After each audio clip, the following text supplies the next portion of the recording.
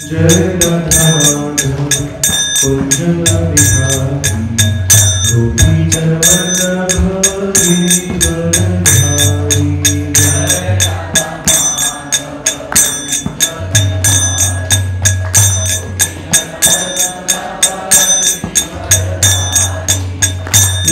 यशोदानंदन व्रज जनरंजना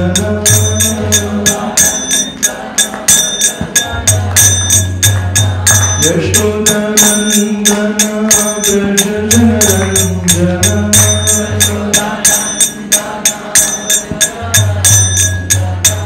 यमुना तीरावनचारी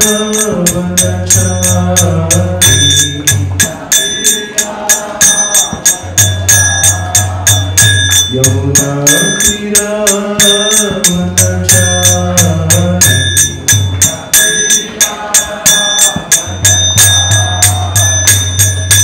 जय राधा माधव कुंज बिहारी गोपी जन वल्लभ गिरिवरधारी।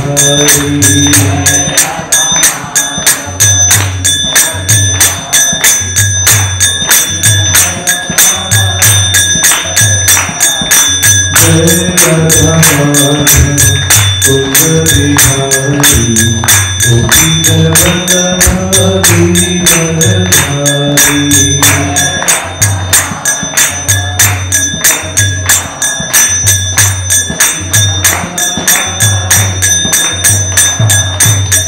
यशोदानंदन व्रज जनरंजना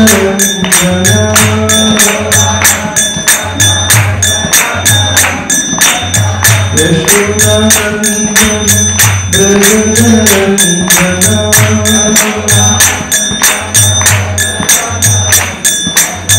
यमुना तीरावनचारी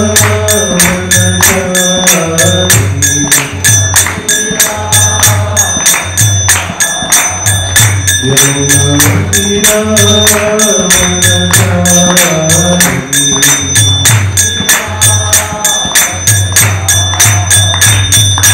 जय राधा माधव कुंज बिहारी गोपी जन वल्लभ गिरिवरधारी।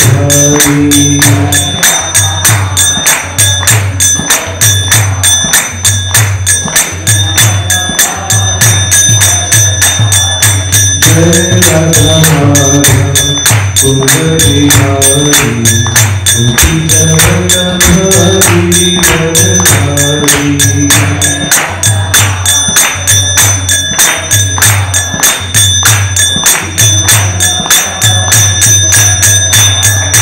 जय राधा माधव कुंज बिहारी गोपी जन Vallabh Girivardhari.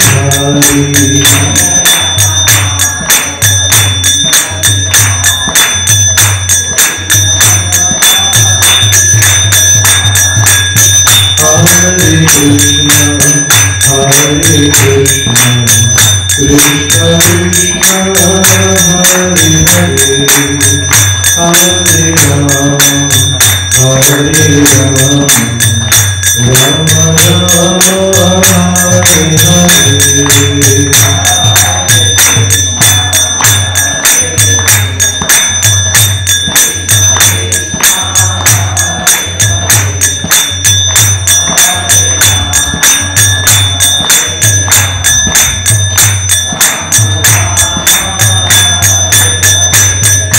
Hare Krishna Hare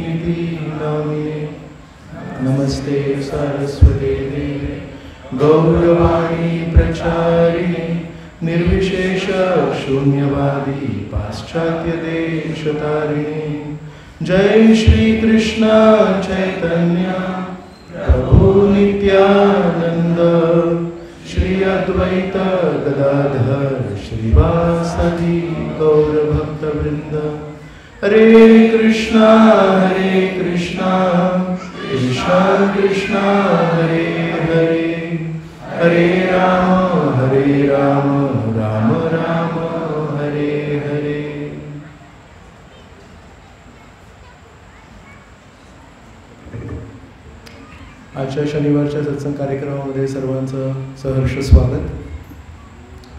2 दिवसांपूर्वी आपण चिडा दही महोत्सवची तिथी वैष्णव कॅलेंडरमध्ये बघितली. तर त्या अनुषंगाने आपण आज काही चर्चा करूया. साधारणपणे वैष्णवांमध्ये एक अशी समज आहे, श्रीकृष्णांचं सुंदर रूप जर आपण आपल्या डोळ्यांनी बघू शकलो, श्रीकृष्णांचं बोलणं जर आपण आपल्या कानांनी ऐकू शकलो, श्रीकृष्णांची गीता जर आपण स्मरण करू शकलो, तर ते आपल्या इंद्रियांचं साफल्य आहे. तर म्हणून वैष्णवांचं असं म्हणणं आहे की परमेश्वराचं रूप, परमेश्वराचा ध्वनी, परमेश्वराचं स्मरण हे जर आपण केलं तर आपले इंद्रिय सफल झाले. आणि परमेश्वराचं काय म्हणणं आहे? वाराणसीमध्ये श्री चैतन्य महाप्रभू सनातन गोस्वामींना जेव्हा भेटतात तेव्हा चंद्रशेखर आचार्य आणि तपन मिश्रा त्यांच्यासोबत असतात. तर त्यांना म्हणतात, बाहेर बघा कोणी साधू आहे का? तर ते बाहेर जाऊन बघतात. सनातन गोस्वामी हे बराच प्रवास करून आलेले असतात आणि लपून आलेले असतात. त्याच्यामुळे त्यांची दाढी वाढलेली असते, कपडे फाटके असतात, मळलेले असतात. तर चंद्रशेखर आचार्य बाहेर जाऊन बघतात आणि म्हणतात, बाहेर कोणी साधू संत नाही आहे, फक्त एक अनोळखी व्यक्ती आहे, त्याची दाढी वाढलेली आहे आणि काय साधू तर काही वाटत नाही आहे तो. तर श्री चैतन्य महाप्रभू म्हणतात, तोच जो व्यक्ती आहे त्याला आतमध्ये घेऊन ये. आणि एका अनोळखी फाटके कपडे असलेल्या व्यक्तीला चंद्रशेखर आचार्य जेव्हा घरात आतमध्ये घेऊन येतात, दरवाजापर्यंत ते आलेले जे व्यक्ती आहेत त्यांना बघून श्री चैतन्य महाप्रभू जे एका ठिकाणी शांतपणे बसलेले आहेत ते उभे राहतात आणि त्या दिशेने धावत जातात आणि या अनोळखी व्यक्तीला घट्ट आलिंगन करतात. आणि ते जे व्यक्ती आहेत, सनातन गोस्वामी आहेत, ते म्हणतात, नाही, मला आलिंगन करू नका, मी अपवित्र अवस्थेत आहे, मी प्रवास करून आलो आहे आणि तुम्ही पवित्र आहात, तुम्ही मला आलिंगन करू नका. नाही असं ते दूर करतायत. पण श्री चैतन्य महाप्रभू बळजबरीने त्यांना घट्ट मिठी मारतात. आणि तेव्हा श्री चैतन्य महाप्रभू एक खूप सुंदर श्लोक म्हणतात, तोमा देखी तोमा स्पर्शी गाई तोमार गुण सर्वेंद्रिय तृप्ती येई शास्त्र निरूपण. म्हणतात, सर्व शास्त्रांमध्ये सांगितलं आहे की परमेश्वराच्या शुद्ध भक्तांना तोमा देखी, तुम्हाला बघून, तोमा स्पर्शी, तुम्हाला स्पर्श करून, गाई तोमार गुण, आणि वैष्णवांचं जर आपण गुणगान केलं तर म्हणतात सर्वेंद्रिय तृप्ती, आपल्या ज्या सर्व इंद्रिय ते तृप्त होतात. तर म्हणून वैष्णवांना विचारलं तर वैष्णव म्हणतात, परमेश्वराबद्दल आपण श्रवण केलं पाहिजे, परमेश्वराबद्दल आपण गान केलं पाहिजे, परमेश्वराचं रूप आपण बघितलं पाहिजे. आणि परमेश्वराला जर विचारलं तर परमेश्वर म्हणतात, शुद्ध वैष्णवांचं चरित्र आपण गायला पाहिजे, शुद्ध वैष्णवांना आपण बघितलं पाहिजे. वैष्णवांच्या दृष्टीने श्रीकृष्ण परमपवित्र आहेत आणि श्रीकृष्णांच्या दृष्टीने भौतिक जगाच्या चिखलात राहूनही हे वैष्णव कसे कमळासारखे शुद्ध राहतात, हा त्यांना परमेश्वराचं आश्चर्य आहे. आणि म्हणून परमेश्वर म्हणतात की मी इतका पवित्र नाही आहे, पण वैष्णव हे पवित्र आहेत. तर साधारण शनिवारच्या सत्संग कार्यक्रमामध्ये आपण परमेश्वराबद्दल चर्चा करतो. तर आज आपण थोडं वैष्णवांबद्दल चर्चा करूया. आणि आजची जी गोष्ट आपण सांगितली की पाणी हाटी चिडा दही फेस्टिवल, या दृष्टीने आपण चर्चा करणार आहोत. तर 6 गोस्वामी आहेत, खूप प्रसिद्ध आहेत. सनातन गोस्वामी, रूप गोस्वामी, रघुनाथ भट्ट गोस्वामी, रघुनाथ दास गोस्वामी, गोपाल भट्ट गोस्वामी आणि श्रील जीव गोस्वामी. तर हे 6 मुख्य वैष्णव आचार्य आहेत, ज्यांनी वृंदावनाचा जो रस आहे तो स्थापित केला, तो त्यांनी चाखला आणि पूर्ण जगामध्ये त्यांनी त्याचं वितरण पण केलं. तर मंगलाचरण जेव्हा आपण गातो त्याच्यामध्ये आपण म्हणतो, श्री चैतन्य मनोभीष्टम स्थापितम येन भूतले. श्री चैतन्य महाप्रभूंच्या मनातलं जे आहे ते कोणी पूर्ण पृथ्वीवर स्थापित केलं. स्वयं रूप कदा मह्यम ददाती स्वपदांतिकम, की रूप गोस्वामी मला त्यांच्या चरणांचं स्थान कधी देतील. तर म्हणून जरी व्यक्ती म्हणून श्रील प्रभुपादांनी प्रचार केला असेल तरी पण श्रील प्रभुपाद जेव्हा वृंदावनात होते तेव्हा रूप गोस्वामी समाधी आणि रूप गोस्वामी भजनस्थली या ठिकाणी दररोज हातात एक झाडू घेऊन झाडू मारायचे. आणि तिकडले जे भक्त आहेत ते म्हणतात, सकाळी 3 वाजता जेव्हा पूर्ण वृंदावन झोपलेलं असायचं तेव्हा तुमचे भक्तिवेदांत स्वामी हे तिथे, यांना कोणतरी मदत करणार का?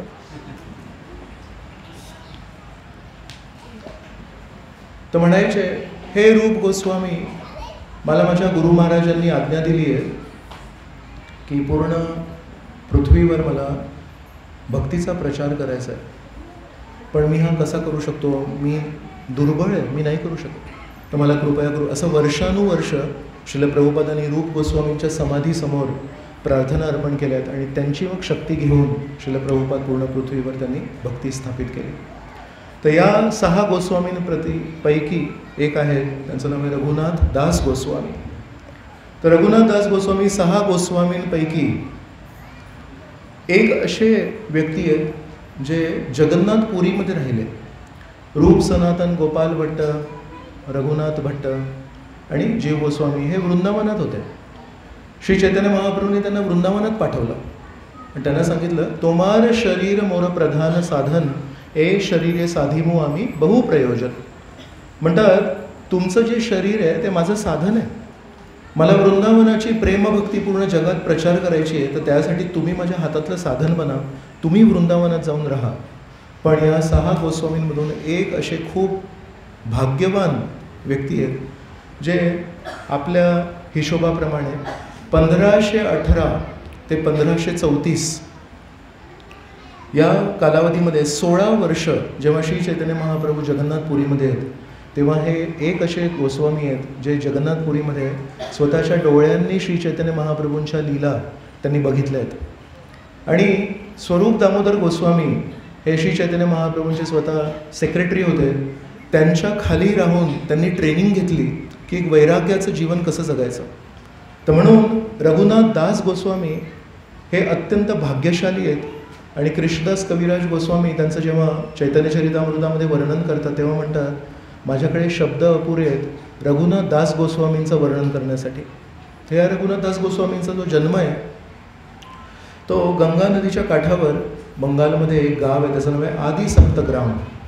आणि या आदि सप्तग्रामचे जे तिथले पाटील होते किंवा त्या पूर्ण एरियामध्ये कर वसुली करायचे अशा एका श्रीमंत घरामध्ये त्यांचा जन्म झाला. त्यांच्या वडिलांचं नाव होतं हिरण्य मजुमदार आणि त्याच्या काका होते, त्यांचं नाव होतं गोवर्धन मजुमदार. तर हे 2 भाऊ मिळून त्या पूर्ण प्रांतामध्ये राजाचं प्रतिनिधित्व करून सगळ्यांकडून कर वसुली करायचे. आणि त्या काळात त्या पूर्ण प्रांतामध्ये वर्षभराची किती कर वसुली असेल, 20 लाख सुवर्ण मुद्रा. दरवर्षी हातामध्ये 20 लाख सुवर्ण मुद्रा यायच्या. तर प्रभुपाद एका प्रवचनामध्ये म्हणतात, आजच्या तुलनेत जर आपण बघितलं तर आपण म्हणतो ना कोट्यावधी, तर कोट्यावधी नाही आहे, अरब्यावधी, त्याच्या पुढे लाख कोटी त्याच्या पुढे. तर अशा प्रकारे अत्यंत श्रीमंत परिवार होता, अगदी सुसंस्कृत परिवार होतं. कारण हे 2 भाऊ हिरण्य मजुमदार आणि गोवर्धन मजुमदार हे केवळ करवसुली नव्हते करत, तर त्या प्रांतामध्ये ज्याला कधी कोणाला धार्मिक विधिविधानांसाठी जर काही लक्ष्मीची गरज असेल तर मोकळ्या हाताने दान पण करायचे. त्या पूर्ण प्रांतामध्ये कोणी पण ब्राह्मण असतील आणि त्यांना काही वेद अनुष्ठान करायचे, त्यांना गाय पाहिजे, त्यांना कधी काही कर्ज आहे, त्यांना कशाही प्रकारची काही गरज आहे, तर सगळे ब्राह्मण त्या एरियातले या 2 भावांकडे जायचे. त्यांना माहिती होतं की हे फक्त पैशांच्या दृष्टीने श्रीमंत नाही आहेत, तर त्यांचं मन पण खूप उदार आहे आणि मोकळ्या हाताने देतात. तर या 2 अशा भावांचा मुलगा, दोन्ही भावांमध्ये एकच मुलगा होता रघुनाथ, आणि स्वभावाने अगदी निर्मळ, स्वभावाने अगदी शांत, गोड, आकर्षक स्वभावाचा होता. या 2 भावांचे गुरु होते, त्यांचं नाव होतं यदुनंदन आचार्य. आणि यदुनंदन आचार्य हे अद्वैत आचार्यांचे शिष्य आहेत. त्याच्यामुळे यदुनंदन आचार्य खूप प्रगत भक्त होते आणि त्यांचे शिष्य असल्या कारणाने त्यांना खूप चांगले संस्कार पण मिळाले होते.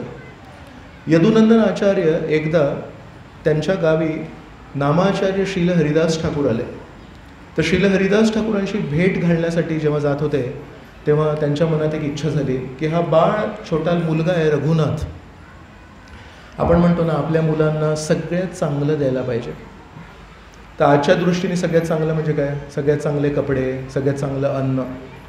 पण यदुनंदन आचार्य विचार करायचे, हा जो रघुनाथ आहे याला सगळ्यात चांगलं द्यायला पाहिजे.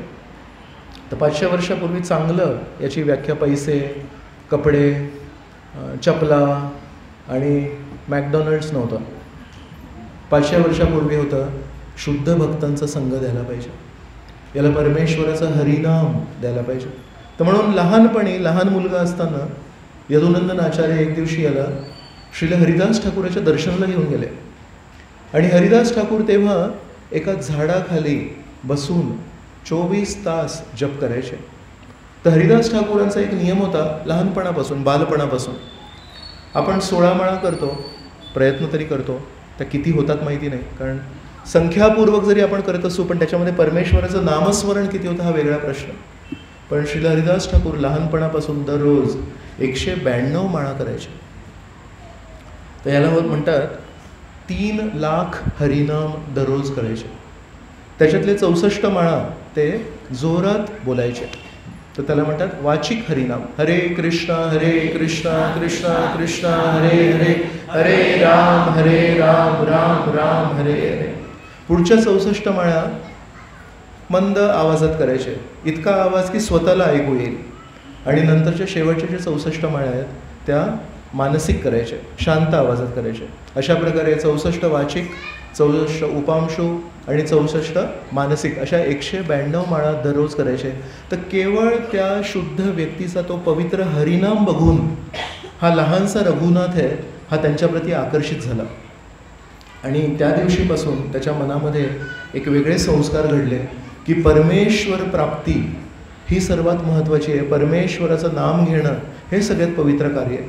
तर जरी लहानसे असतील तरी पण एका शुद्ध भक्ताचा तो परिणाम असतो. आज आपण जयपूर शहर माहिती आहे आपल्याला, तर जयपूर हे राजस्थानची राजधानी आहे. पण जयपूर शहर बांधलं एक राजा जयसिंग होते त्यांनी. तर जयसिंग राजांचे जे वडील होते आणि आई हे दोघेही वैष्णव होते. तर लहानपणी त्या छोट्याशा मुलाला एकदा वृंदावनात घेऊन गेले होते. आणि वृंदावनामध्ये त्यांना राधा मदन मोहन, राधा गोविंदजी, राधा गोपीनाथजी यांचं दर्शन करून घेतलं होतं. तर लहानपणी त्या लहानशा मुलाने जेव्हा राधा गोविंदजींचं दर्शन घेतलं होतं तर ते राधा गोविंदजींचं दर्शन त्याच्या मनात जाऊन बसलं, त्याला एक आकर्षण निर्माण झालं होतं. आणि नंतर हाच लहान मुलगा जेव्हा मोठा झाला तेव्हा, कारण काही बाहेरच्या लोकांनी वृंदावनावर आक्रमण केलं, मग वृंदावनातले जे मुख्य विग्रह आहेत त्यांना तिथून स्थानांतरित करायला लागलं. आणि मग ते विग्रह जयपूरच्या दिशेने आले. मग तोच लहान मुलगा त्याच्या स्वप्नात गोविंदजी आले आणि म्हणाले, मी तुझ्या घरी येतोय, तू माझ्यासाठी काही करशील का स्वागतासाठी. तर मग तेव्हा त्या लहानसा मुलगा, तो जेव्हा राजा होता, त्यांनी विचार केला की जर श्रीकृष्ण माझ्या घरी येत आहेत तर त्यांच्यासाठी आपण योग्य सत्कार केला पाहिजे. आणि मग त्यांनी राधा गोविंदजी मंदिर बांधलं आणि त्या राधा गोविंदजी मंदिराच्या शेजारी त्यांनी स्वतःचं घर पण बांधलं, महाल पण बांधलं. तर अशा प्रकारे लहानपणी मुलांना जेव्हा आपण हरिनाम देतो, लहानपणी मुलांना जेव्हा परमेश्वराचं दर्शन मिळतं, त्याचा काय परिणाम होईल आपण आपल्या भौतिक दृष्टीने त्याचा विचार नाही करू शकत.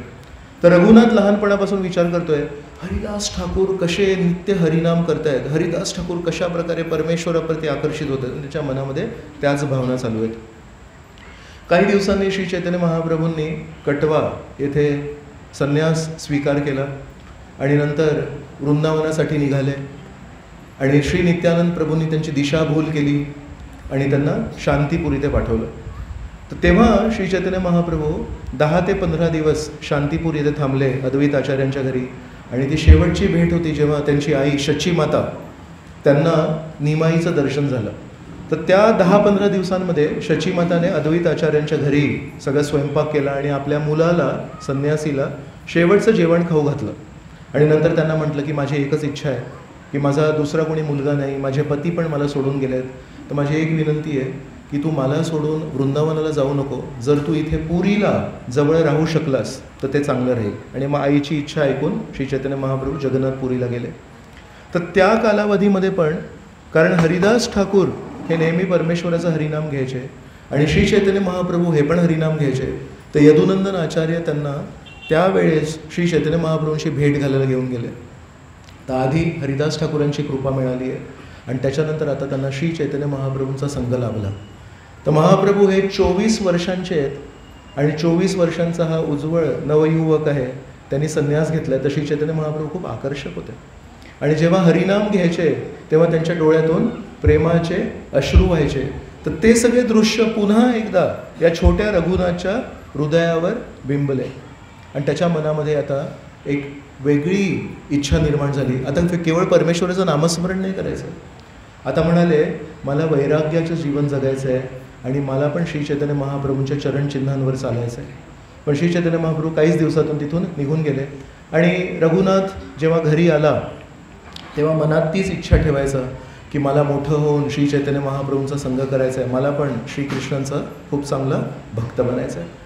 अशा प्रकारे बरेच दिवस निघत गेले आणि रघुनाथच्या आईवडिलांनी बघितलं याचं घरात काही लक्ष नाही आहे आणि आपलं एवढं मोठं घर आहे, आपली एवढी मोठी इस्टेट आहे, आपलं एवढं मोठं नाव आहे, याचं पुढे राखण कोण करणार आहे? रघुनाथ. पण रघुनाथकडे जेव्हा बघायचे तेव्हा रघुनाथांच्या डोळ्यांमध्ये नेहमी एक त्यांना वेगळं चित्र दिसायचं.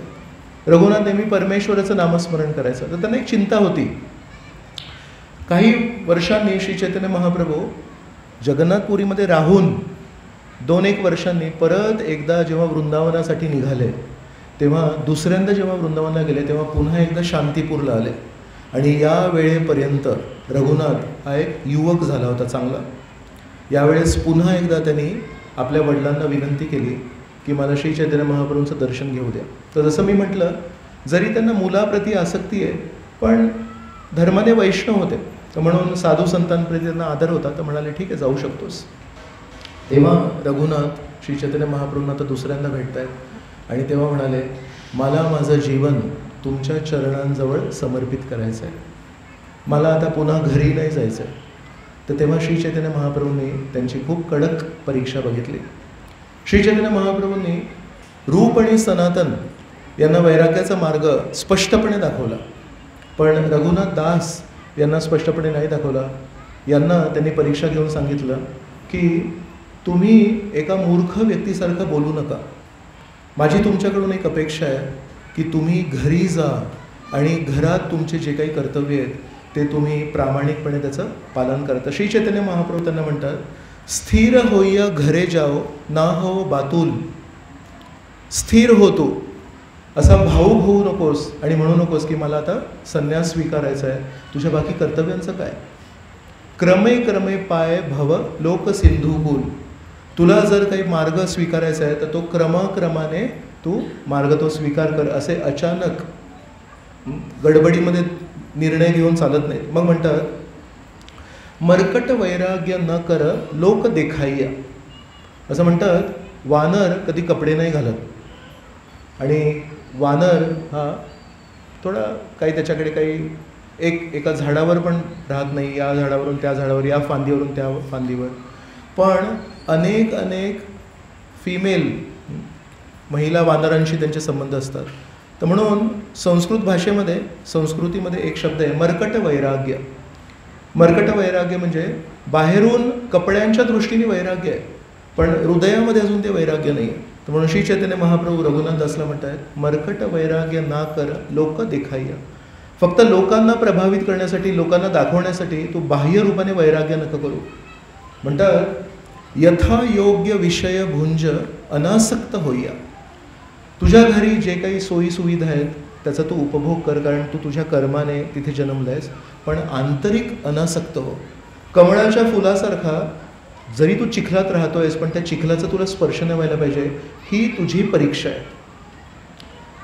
तर कधी श्री चैतन्य महाप्रभू वैराग्यासाठी प्रोत्साहन देतात, कधी श्री चैतन्य महाप्रभू वैराग्याला परीक्षा बघतायत. सार्वभौम भट्टाचार्यांनी श्री चैतन्य महाप्रभूंच्या स्तुतीमध्ये 2 श्लोक लिहिले आणि ते 2 श्लोक लिहून त्यांची अशी इच्छा झाली की हे 2 श्लोक आपण श्री चैतन्य महाप्रभूंना जर दाखवले तर श्री चैतन्य महाप्रभू खूप खुश होतील. तर त्यांच्या रूमच्या बाहेर वासुदेव दत्त बसले होते. तर त्यांना म्हणाले हे माझे 2 श्लोक मी लिहिले ते श्री चैतन्य महाप्रभूंना दाखव म्हणून. तर वासुदेव दत्त म्हणाले हे श्लोक जर श्री चैतन्य महाप्रभूंना दाखवले आणि त्याच्यामध्ये महाप्रभूंची स्तुती आहे, महाप्रभू तर ते श्लोक कधी स्वीकारणार. तर म्हणून ते श्लोक आतमध्ये जाण्यापूर्वी महाप्रभूंच्या कमऱ्याच्या बाहेर जी भिंत होती त्याच्यावर ते 2 श्लोक त्यांनी लिहून टाकले. जरी महाप्रभूंनी ते श्लोक फाडले तरी ते श्लोक तिथे राहतील. आणि तसं झालं. महाप्रभूंनी जेव्हा ते श्लोक बघितले आणि त्याच्यात बघितलं की ही माझी स्तुती आहे तर महाप्रभूंनी ते श्लोक फाडून टाकले. पण आपलं सौभाग्य आहे की ते 2 श्लोक गंभीरा कमऱ्याच्या बाहेरच्या भिंतीवर लिहिले होते. आणि कृष्णदास कविराज गोस्वामी म्हणतात ते श्लोक, कारण श्री चैतन्य महाप्रभूंनी फाडून टाकले, पण ते श्लोक बाहेरचे लिहिले होते. ते म्हणतात सर्व भक्तांनी आपल्या हृदयावर ते कोरून ठेवले. तर त्याचा जो पहिला श्लोक आहे तो आहे वैराग्य विद्या निज भक्ती योग शिक्षार्थमेक पुरुष पुराण. याच्यामध्ये पहिला जो कडवं आहे ते आहे वैराग्य विद्या निज भक्ती योग. श्री चैतन्य महाप्रभू कोण आहेत म्हणतात वैराग्य विद्या द्यायला आल्यात. पण हा वैराग्य विद्या म्हणजे नक्की काय आहे? वैराग्य विद्या म्हणजे भगवे कपडे घालायची विद्या आहे का? तर श्रील प्रभुपादांनी त्याचं जे भाषांतर केलं आहे तर ते लिहिलं आहे ज्या ज्या गोष्टी कृष्ण भक्तीसाठी अनुकूल नाही आहेत त्या सगळ्या गोष्टींपासून वैराग्य कसं करायचं ते शिकवायला श्री चैतन्य महाप्रभू आले. महाप्रभू सगळ्यांना भगवे कपडे घालायला नाही आलेत. महाप्रभू आपल्याला शिकवत आहेत प्रत्येक गोष्टीला, प्रत्येक परिस्थितीला आपण विचार करायला पाहिजे ही गोष्ट मला श्रीकृष्णांच्या जवळ जाण्यासाठी अनुकूल आहे की प्रतिकूल आहे.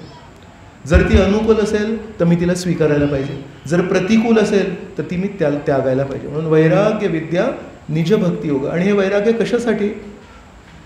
मी किती वैरागी हे दाखवण्यासाठी नाही, तर ते निज भक्ती योग, परमेश्वराप्रती आकर्षण निर्माण करण्यासाठी. शिक्षा अर्थमेक पुरुष पुराण. ते जे आदिपुरुष आहेत श्रीकृष्ण तेच ही शिकवण देण्यासाठी आलेत. श्रीकृष्ण चैतन्य शरीरधारी कृपांबुधिर्यस्तमहं प्रपद्ये. तर ते श्रीकृष्ण आज श्रीकृष्ण चैतन्य शरीरधारी, त्यांनी अशी चैतन्य महाप्रभूंचं शरीर घेतलं आहे आणि कृपांबुधिर्यस्तमहं प्रपद्ये या करुणेच्या सागराला मी नमस्कार करतो. तर म्हणून या श्लोकाद्वारे जर आपण उथळ जर हा श्लोक वाचला तर आपल्याला वाटेल महाप्रभू हा वैराग्याचा मार्ग सांगतात, पण ते वैराग्य म्हणजे नक्की काय हे पण आपल्याला श्रील प्रभुपादांनी सांगितलं आहे. वैराग्य म्हणजे अनुकूल आणि प्रतिकूल याची ओळख ठेवून आपलं जीवन जगणे. तर रघुनाथदास नक्की बाह्य वैराग्य करतायत की ते आंतरिक वैराग्य करतायत हे समजून घेणं गरजेचं होतं महाप्रभूंना. आणि महाप्रभूंना श्री रघुनाथदास गोस्वामी यांच्याद्वारे त्यांच्या येणाऱ्या सर्व भक्तांना एक शिकवण द्यायची होती की बाह्य दाखवणं खूप सोपं आहे, पण हृदयामध्ये क्षणोक्षणी हा विचार करणं, ही परिस्थिती मला श्रीकृष्णांच्या जवळ नेईल की दूर नेईल, हा निर्णय माझ्या जीवनामध्ये मला श्रीकृष्णांच्या जवळ नेईल की दूर नेईल, हा निर्णय जर मी माझ्या जीवनात घेतला तर या निर्णयाचा परिणाम जे कोणी लोक आजूबाजूला बघतायत हा निर्णय त्यांच्यावर काय होईल. कधीकधी एक भौतिक स्वार्थ असतो आणि कधीकधी एक आध्यात्मिक स्वार्थ पण असतो. तर भौतिक स्वार्थ म्हणजे भौतिक दृष्टीने माझं स्वतःचं कसं चांगलं होईल आणि आध्यात्मिक स्वार्थ म्हणजे आध्यात्मिक दृष्टीने माझं कसं चांगलं होईल. आणि स्वार्थ हा स्वार्थ आहे. स्वार्थ अनेक वेळा जो व्यक्ती स्वार्थ करतो त्याला क्षणिक सुख देतो, लांब दीर्घकालीन त्याला पण सुख नाही मिळत. आणि स्वार्थामुळे बहुतांश वेळा आजूबाजूचे जे लोक होतात ते पण दुःखी होतात. तर म्हणून आध्यात्मिक मार्गावर पण जर आपण स्वार्थ केला की नाही मला कथा ऐकायला मिळते पण बाकीच्यांना जर कथाला ऐकायला मिळत नसेल, समजा आपण असं काहीतरी केलं ज्याच्यामुळे समजा मी खाली बसलो आहे, मी आता आसनावर बसलो आहे तर उंच बसलो आहे म्हणून दूरपर्यंत दिसतो आहे, पण मी समजा जमिनीवर बसलो आहे, खाली बसलो आहे आणि सगळे बघतायत की कोण बोलत आहे आणि समजा एखादा व्यक्ती समोरच येऊन बसला अगदी, तर त्याला छान ऐकायला मिळेल, पण त्या एका व्यक्तीमुळे अनेक लोकांना ऐकायला नाही मिळणार. तर एकदा परमपूज्य राधानाथ महाराजांची व्यासपूजा चालू होती आणि सगळे भक्त तिथे बसून ती कथा ऐकत होते. मग मध्येच एक वरिष्ठ भक्त आहेत ते उठून निघून गेले. तर तिथे जे त्या वर्षी नवीन पहिल्यांदा जे भक्त आले होते ते विचार करत होते आजपर्यंत आम्ही असं ऐकलं होतं की श्रवण महत्त्वाचं आहे आणि महाराज पण नेहमी म्हणतात की श्रवण महत्त्वाचं आहे, श्रवणाद्वारे आपल्याला श्रीकृष्णांची ओळख होणार. आणि हे तर वरिष्ठ भक्त आहेत, आम्ही तर नवीन भक्त आहोत. नवीन भक्तांना पण आपल्याला माहिती आहे की श्रवण किती महत्त्वाचं आहे, तर ह्या वरिष्ठ भक्तांना नाही माहिती. मग हे व्यास पूजेचा वर्षातून एकदा होणारा कार्यक्रम सोडून हे वरिष्ठ भक्त कुठे निघून गेले. मग म्हणाले ठीक आहे हे फक्त नावाचे वरिष्ठ असतील, यांना अजून नीट काही तत्त्व कळलेलं नाहीत, आपण नीट श्रवण करूया. आणि नंतर पूर्ण कार्यक्रम संपल्यानंतर जेव्हा त्या वरिष्ठ भक्तांना भेटले आणि त्यांना जेव्हा विचारलं की प्रभूजी तुम्ही असे मध्ये का निघून गेले, तर म्हणाले मला एक लक्षात आलं की स्वयंपाक करण्यासाठी लोक कमी पडत होते. दुरून माझी नजर तिथे पण होती आणि मी बघितलं की तिथे लोक कमी पडत होते, तर म्हणून मी उठून तिथे गेलो जेणेकरून जे लोक श्रवण करतायत त्यांचं चांगलं श्रवण होईल आणि श्रवण केल्यानंतर त्यांना जेव्हा भूक लागलेली असेल, जेव्हा कार्यक्रम संपेल तेव्हा त्यांना चांगला प्रसाद पण मिळेल. जर श्रवण चांगलं केलं आणि श्रवण झाल्यानंतर जर प्रसाद चांगला नाही मिळाला तर ती आठवण राहते की त्या व्यासपूजेला, त्या कार्यक्रमाला, कार्यक्रम छान झाला, कथा छान झाली, कीर्तन छान झालं, पण प्रसाद कमी पडला किंवा प्रसाद मला मिळालाच नाही. तर म्हणाले माझ्या मनात ती भावना होती की सर्वांना प्रसाद पण चांगला मिळाला पाहिजे आणि सर्वांची कथा पण चांगली व्हायला पाहिजे. मग या भक्तांना लक्षात आलं की कदाचित आम्ही आध्यात्मिक स्वार्थ केला होता, पण वरिष्ठ भक्त हे आध्यात्मिक पण स्वार्थ नाही करत, भौतिक स्वार्थ तर करतच नाहीत, पण आध्यात्मिक दृष्टीने पण विचार करतात की सगळ्यांची सोय होते का, सगळ्यांच्या दृष्टीने बरोबर चाललंय का. तर अशा प्रकारे श्री चैतन्य महाप्रभूंना ही शिकवण द्यायची आहे की रघुनाथ दास, तू जर सगळं काही सोडून माझ्यासोबत जगन्नाथपुरीला आलास तर तुझं तर स्वार्थ होईल, तुझ्या मनासारखं होईल, पण त्याचा परिणाम बाकीच्या वैष्णवांवर काय पडेल. जेव्हा मी ऑफिसमध्ये होतो, आश्रम जॉईन करायच्या आधी ऑफिसला जेव्हा जायचो तेव्हा आश्रम जॉईन करण्यापूर्वी 6 महिने मंदिरात राहिलो आणि मंदिरात राहून जॉब करायचो. तर माझं ऑफिस एकीकडे, मंदिर एकीकडे, तर पोचायला भरपूर उशीर व्हायचा. तर एक दिवशी थोडंसं सकाळचा मॉर्निंग प्रोग्राम करून डब्बा पॅक करून ते धावपळीमध्ये सगळं थोडं लेट झालं आणि मला रस्त्यामध्ये एक वरिष्ठ ब्रह्मचारी आमचे भेटले. मला म्हणाले, अरे आता 8:30 वाजले सकाळचे आणि तू अजून इथेच आहेस मंदिराजवळ, मग तू कंपनीत कधी जाणार आहेस. म्हटलं हो प्रभूजी, आज थोडा उशीर झाला. म्हणाले असं नाही करायला पाहिजे, आपण वेळेवर पोचायला पाहिजे. तर तेव्हा मी त्यांना पटकन उत्तर दिलं, पण मला काय प्रमोशन वगैरे नको आहे. वेळेवर जो कोण जातो, ज्याला बॉसला प्रसन्न करायचं आहे, ज्याला प्रमोशन करायचं आहे. मी त्यांना सांगितलं आता 3-4 महिन्यांनी मी राजीनामा देणार आहे आणि आश्रमात शिफ्ट होणार आहे. ते म्हणाले मी त्याच्यासाठी सांगतच नाही आहे. तू जेव्हा ज्या कालावधीसाठी तिथे आहेस त्या कालावधीमध्ये तुझ्या गळ्यामध्ये कंठीमाळ आहे. त्या कालावधीमध्ये तुझे जे बॉस आहेत त्यांना एक लक्षात येतं आहे की याच्या गळ्यामध्ये कंठीमाळ आहे आणि हा दररोज ऑफिसला लेट येतो. तू तर सोडून जाशील आणि तुला काय प्रमोशन पण नको, तुला पगारवाढ नको, तुला काही नको. तुझ्यानंतर येणाऱ्या 10-20 वर्षांमध्ये जर दुसरा कोणी इस्कॉनचा भक्त तशीच कंठीमाळा घालून जर इंटरव्ह्यूला गेला तर त्याच्या मनामध्ये काय आठवण राहील. मागच्या वेळेस एक तो कंठीमाळा घातलेला माणूस होता, तो दररोज लेट यायचा आणि त्याला वेळेची कधी किंमत नव्हती आणि लेट येणार आणि पटकन पळून जाणार. तो माझा स्वार्थ होता. मी माझ्या दृष्टीने विचार करतो, मला नको आहे पगार, मी तर नोकरी सोडणार आहे, मला तर आश्रमात जायचं आहे. पण त्या भक्तांनी मला त्या दिवशी एक वेगळा दृष्टिकोन दिला, तू निघून जाशील पण तुझ्या नंतर काय. तर अशा प्रकारे अनेक उदाहरणं आहेत ज्याच्यामध्ये आपल्याला लक्षात येतं की कधीकधी आपण श्रेयस आणि प्रेयस यामध्ये आपण प्रेयसाला प्राधान्य देतो, पण ॲक्च्युली आपण दीर्घकालीन आपल्यासाठी काय चांगलं आहे, भक्त समाजासाठी काय चांगलं आहे, प्रभुपादांच्या मिशनसाठी काय चांगलं आहे, या दृष्टीने जर आपण विचार केला तर अनुकूल या शब्दाचे वेगवेगळे आकार होतात. एक लहानसा आकार अनुकूल म्हणजे माझ्यासाठी काय अनुकूल आहे. मग थोडंसं त्याला जर आपण व्यापक दृष्टिकोन ठेवला तर ते अनुकूल म्हणजे आजूबाजूचे आपले भक्त त्यांच्यासाठी काय अनुकूल आहे. आणि जितकी आपली दृष्टी लांब होईल तेवढा तो अनुकूल शब्दाचे व्यापकता जी आहे ती अजून मोठी होत जाईल. तर श्री चैतन्य महाप्रभूंना बघायचं होतं की हा रघुनाथ जो आहे हा व्यापक दृष्टीने विचार करतोय की अगदी अल्प दृष्टीने विचार करतोय. पण त्यांनी बघितलं की रघुनाथ दासच्या डोळ्यांमध्ये एक उत्साह होता, पण त्याला हताश न करता त्याला त्याच्या जबाबदारीची जाणीव करून पण देण्याची गरजेची होती. म्हणून श्री चैतन्य महाप्रभू एका गुरुच्या भूमिकेत आहेत. आपल्यासाठी श्री चैतन्य महाप्रभू परमेश्वर आहेत, पण 6 गोस्वामींसाठी श्री चैतन्य महाप्रभू फक्त परमेश्वर नाही आहेत, त्यांचे स्वतःचे मार्गदर्शन करणारे गुरु आहेत. आणि गुरूंचं एक कर्तव्य आहे की जिथे जिथे शिष्य चुकतो तिथे त्यांना सांगणं गरजेचं आहे. आणि का सांगणं गरजेचं आहे, तरच तो रस्ता सुरळीत होईल. या जगाचा जो रस्ता आहे तो कमीत कमी दिसतो, त्याच्यावर स्पीड ब्रेकर असतात तर दिसतात, खड्डे दिसतात.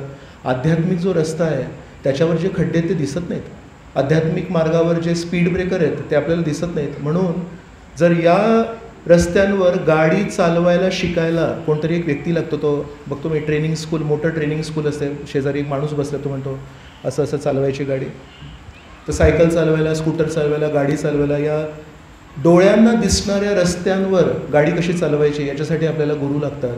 तर विचार करा, आध्यात्मिक मार्ग तर आपल्याला दिसतही नाही, आणि आपण खरोखर योग्य दिशेने चाललो आहे की चुकीच्या दिशेने चाललो आहे हेही कळत नाही, तर त्या दृष्टीने आपल्याला गुरूंची किती गरज आहे. तशी चैतन्य महाप्रभू त्या भूमिकेत मग म्हणतात, पण तू हताश होऊ नको. म्हणतात मी आता वृंदावनाला चाललो आहे, वृंदावनाचं दर्शन करून मी जेव्हा जगन्नाथपुरीला पोचीन तेव्हा श्रीकृष्ण तुझ्या हृदयामध्ये आहेत. जर तू प्रामाणिकपणे माझं आज्ञापालन केलंस तर श्री चैतन्य महाप्रभू त्यांना सांगतायत, तुझ्या हृदयातले परमात्मा तुला एक काहीतरी युक्ती सांगते आणि ती युक्ती वापरून तू मला जगन्नाथपुरीमध्ये भेटू शकतोस. जर आपल्याला हे कोणी सांगितलं की आपल्या मनातली जी वांछा आहे ती एक दिवशी पूर्ण होईल आणि त्याच्यासाठी एक युक्ती आपल्याला श्रीकृष्ण देतील, तर आपण म्हणू की सांगा ती काहीतरी खूण द्या. कारण ती घटना जेव्हा माझ्या जीवनात घडेल तेव्हा ती युक्ती आहे की मायादेवीची हाक आहे हे कसं समजणार मला.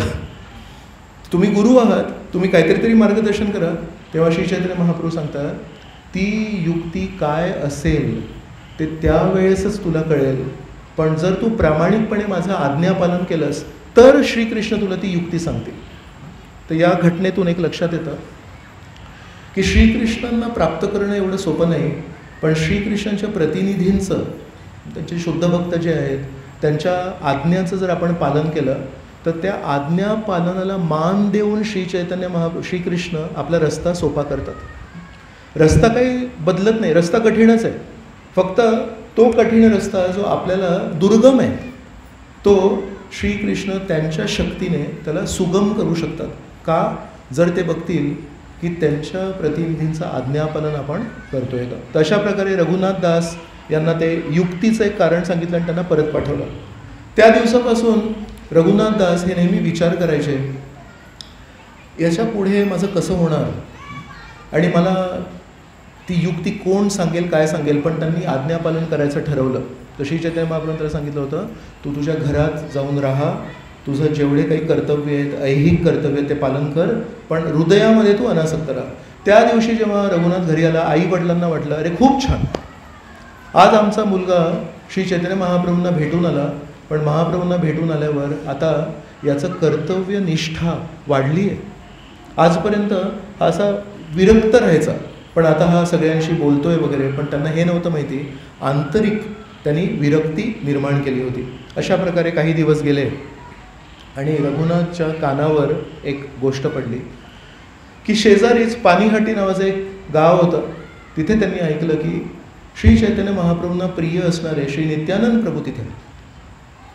त्यांना परत एक इच्छा की चला श्री चैतन्य महाप्रभूंकडून तर आपल्याला काही आज्ञापालन करायसाठी काही आज्ञा मिळाल्या, नित्यानंद प्रभूंचं आपण बघूया की त्यांची काही कृपा मिळते का. तर कृष्ण आणि बलराम या दोघांमध्ये बलरामजी हे साधे भोळे, श्रीकृष्णांना प्रसन्न करणं सोपं नाही, पण बलरामजींना प्रसन्न करणं सोपं आहे. तसं म्हणतात की बलरामजींचे एक शिष्य आहे दुर्योधन, तर बलरामजींचं एक नाव आहे दुर्योधन गुरु.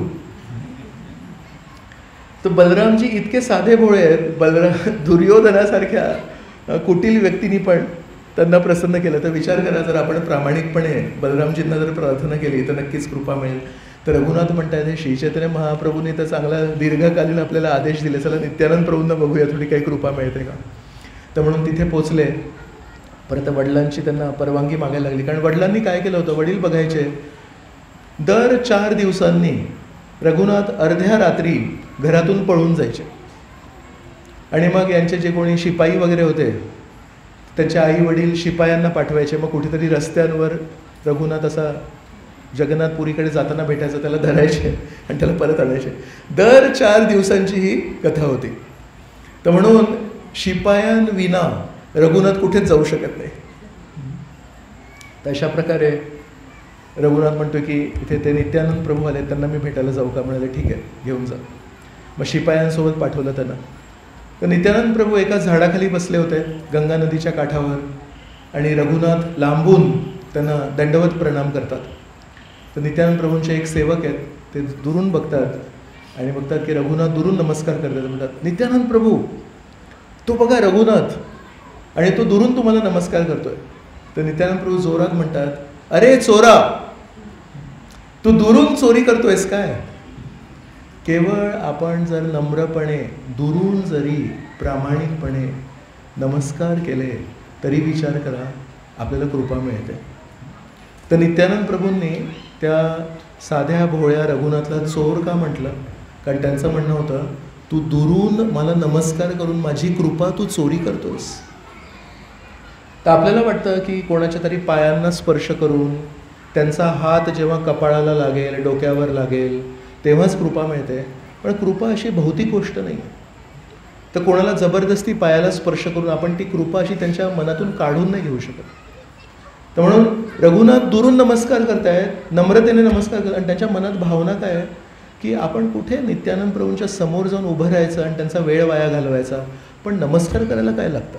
नमस्कार करायला काही लागत नाही. तर दुरून मी नमस्कार करतो. पण नित्यानंद प्रभूंनी लक्षात आलं, प्रामाणिकपणे हा नमस्कार करतोय तर चोरी होतो. म्हणजे चोरा इकडे, तुला दंड द्यायला लागेल. तर ते जे सेवक होते नित्यानंद प्रभूंचे, ते रघुनाथला धरून असे जवळ घेऊन होते. म्हणजे नाही नाही, मला जवळ नाही जायचं आहे, मी दुरून नमस्कार केला, झालं माझं काम. पण नाही, त्यांना जबरदस्ती जवळ घेऊन आले आणि नित्यानंद प्रभूंनी त्यांना जवळ करून म्हणाले, तू माझ्या कृपेची चोरी केली आहेस, तर या चोरीचा दंड तुला मिळणार. मग आता परमेश्वर जर तुम्हाला म्हणतायत की तुम्हाला दंड मिळणार, तर किती भीती वाटेल. तर रघुनाथ म्हणतायत, आता आधीच श्री चैतन्य महाप्रभूंनी परीक्षा घेतली माझी आणि मला म्हणाले की तू वापस जा. आता नित्यानंद प्रभूंकडून मला अपेक्षा होती, जगाई मधाईला तारण करणारे नित्यानंद प्रभू आहेत, सर्वात कृपाळू व्यक्ती आहेत, त्यांच्याकडून मला अपेक्षा होती. ते म्हणतात मी तुला दंडित करणार आहे. आता खूप घाबरले. पण नित्यानंद प्रभू म्हणतात, माझा दंड हा आहे की माझे इथे भरपूर सवंगडी बसलेत, इथे हे माझे सगळे भक्त बसलेत, या सगळ्या भक्तांना तुला प्रसाद खाऊ घालणं गरजेचं आहे. तर एक खूप छान गोष्ट आहे की नित्यानंद प्रभू आणि श्री चैतन्य महाप्रभू यांची मागणी आपल्याकडून फार साधी सोपी आहे. त्यातल्या त्यात महाप्रभू हे संन्यासी आहेत, तर त्यांची आपल्याकडून काय मागणी आहे? तर नित्यानंद आणि हरिदासला म्हणतात, शुनो शुनो नित्यानंद शुनो हरिदास, प्रति घरे गिया करो आमार आज्ञा प्रकाश. म्हणून माझी एक आज्ञा आहे, ते नित्यानंद प्रभू आणि हरिदास ठाकूर तुम्ही प्रत्येक घरी जा आणि माझा आज्ञा जी आहे ती जा आणि सांगा त्यांना. तर काय आज्ञा आहे? चैतन्य महाप्रभूंची काय आज्ञा आहे? घरे गिया मागो एई भिक्षा, बोलो कृष्ण भजो कृष्ण करो कृष्ण शिक्षा. प्रत्येक घरी जा नित्यानंद आणि हरिदास आणि भिक्षा मागा. तुम्ही साधू आहात तुम्ही, तर साधूंनी भिक्षा मागायला पाहिजे. कशाची भिक्षा?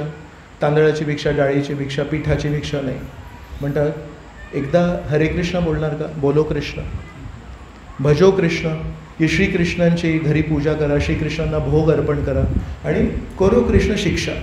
श्रीकृष्णांनी भागवतामध्ये, भगवद्गीतेमध्ये जे काही त्यांचे विचार मांडले आहेत ते आपल्या जीवनामध्ये उतरवण्याचा प्रामाणिक ही भिक्षा मागा.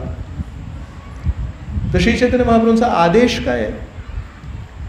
श्रीकृष्णांचा आदेश आहे, सर्व धर्मान परित्यज्य माम एकम शरणम, सर्व धर्माचा त्याग करून माझी शरण जा. पण महाप्रभूंची तशी कठोर आज्ञा नाही आहे. महाप्रभू म्हणतात फक्त तुमच्या शेजारी जे कोणी राहतात त्यांना कधीतरी एकदा जाऊन विनंती करा, माझ्या आनंदासाठी एकदा हरे कृष्ण कृष्ण कृष्ण हरे हरे, हरे राम राम राम हरे हरे एकदा बोलणार का? आणि त्यांना जर आपल्या घरी आपण काही प्रसाद बनवला असेल तर तो प्रसाद द्यावा आणि त्यांना म्हणावा, तुम्हाला आवडला का प्रसाद? हो. तुमच्या घरी पण कधी काही तुम्ही बनवलं तर ते एक तुळशीचं पान ठेवून राधाकृष्णांच्या चित्रासमोर ठेवणार का? भजो कृष्ण आणि करो कृष्ण शिक्षा. की आज एका सत्संग कार्यक्रमाला चाललो आहे, त्याच्यामध्ये श्रीकृष्णांच्या शिकवणींवर थोडंसं आपल्याला ऐकायला मिळणार आहे, तर तुम्ही येणार का? किंवा रविवारच्या सुट्टीच्या दिवशी माझ्या घरी जर आला, तिथे समोरच राहतो मी, 5 मिनटं मी फक्त एखाद्या श्रीकृष्णांनी दिलेल्या भगवद्गीतेतल्या एखाद्या श्लोकावर छोटंसं मी काहीतरी विवेचन करेन. महाप्रभूंची ही आज्ञा आहे. ही पण किती सोपी आज्ञा आहे. आणि नित्यानंद प्रभूंची आज्ञा काय आहे की श्री चैतन्य महाप्रभूंनी जे सांगितलं ते तुम्ही करणार का? तर नित्यानंद प्रभूंची वेगळी आज्ञा नाही. आणि त्या प्रसंगी रघुनाथला म्हणतात, तुला शिक्षा देण्यासाठी माझ्याकडे एक आहे, आता या सगळ्या भक्तांना तुला प्रसाद खाऊ घालायला लागेल. मग काय प्रसाद खाऊ घालायला लागेल? तो पण काही महागडा नाही. म्हणतात दही चिडा खाऊ घाल. तर दही साधं आणि चिडा म्हणजे पोहे. तो पोह्यासारखं साधं अन्न नाही काही, स्वस्त. त्याच्यामध्ये थोडं दही मिक्स करायचं, त्याला थोडं चवीसाठी त्याच्यामध्ये साखर, केळी असं काही टाकू शकलो तर टाकायचं. आणि तो दही चिडा सिंपल आहे, तो माझ्या सगळ्या भक्तांना खाऊ घाल. ही माझी शिक्षा तुला, मराठी शिक्षा. तर रघुनाथ लगेच खुश झाले. रघुनाथ म्हणाले, अरे अशी जर शिक्षा मिळणार असेल, भक्तांना प्रसाद खाऊ घालण्याची शिक्षा तर खूप चांगली शिक्षा आहे. लगेच त्यांच्याकडे तर पैशांची कमी नव्हती. बाजारात गेले आणि त्यांनी 7 असे मोठे उंच असे मडकी विकत घेतली आणि 300-400 लहान लहान हातामध्ये बसतील अशी मडकी विकत घेतली. आणि त्याचे 7 असे मोठे मोठे भव्य मडके होते. त्यामध्ये 1-2 मडक्यांमध्ये त्यांनी थोडं दूध घेतलं आणि त्या दुधामध्ये खूप भरपूर पोहे घेतले आणि त्या दुधामध्ये भिजत घातले. ते भिजल्यानंतर त्याच्यातले अर्धे पोहे बाहेर काढले आणि एका दुसऱ्या मडक्यांमध्ये दूध आटवायला ठेवलं होतं. ते दूध थोडं घट्ट झालं होतं. तर त्या घट्ट झालेल्या दुधामध्ये ते दुधात भिजलेले अर्धे पोहे टाकले आणि अजून एका मडक्यामध्ये दही ठेवलं होतं. तर ते उरलेले जे दुधामध्ये भिजलेले पोहे होते ते त्यांनी त्या दह्यामध्ये टाकले. त्याच्यामध्ये मग थोडी साखर टाकली. त्याच्यामध्ये चापाकला नावाचं एक खूप आकर्षक चविष्ट असं केळ मिळतं बंगाल प्रदेशामध्ये, ते केळ टाकलं. त्याच्यामध्ये थोडं खाण्याचा जो कापूर असतो तो थोडा टाकला आणि खूप सुंदरसं व्यंजन बनवलं. आणि तिथे 300-400 लोकांच्या हातामध्ये असे ते 2 मडके दिले आणि त्यांच्यासोबत जे लोक होते त्यांना सांगितलं, चला तर प्रत्येकाच्या मडक्यामध्ये एकामध्ये दूध चिडा आणि एकामध्ये दही चिडा हे द्यायचं आहे. तर नित्यानंद प्रभू बघतायत की हा काय करतोय म्हणून. त्या बाजारामध्ये जेवढे पोहे होते ते सगळे त्यांनी विकत घेतले. दूध दही जेवढं होतं ते सगळं विकत घेतलं. ती खबर सगळीकडे पसरली. आजूबाजूच्या गावांमध्ये ती खबर पसरली की रघुनाथ, तो श्रीमंत रघुनाथ, तो सगळं विकत घेतोय आणि सगळ्या वैष्णवांना खाऊ घालतोय. तर त्याच्यात 2 गर्दी झाली. एक गर्दी झाली वैष्णवांची.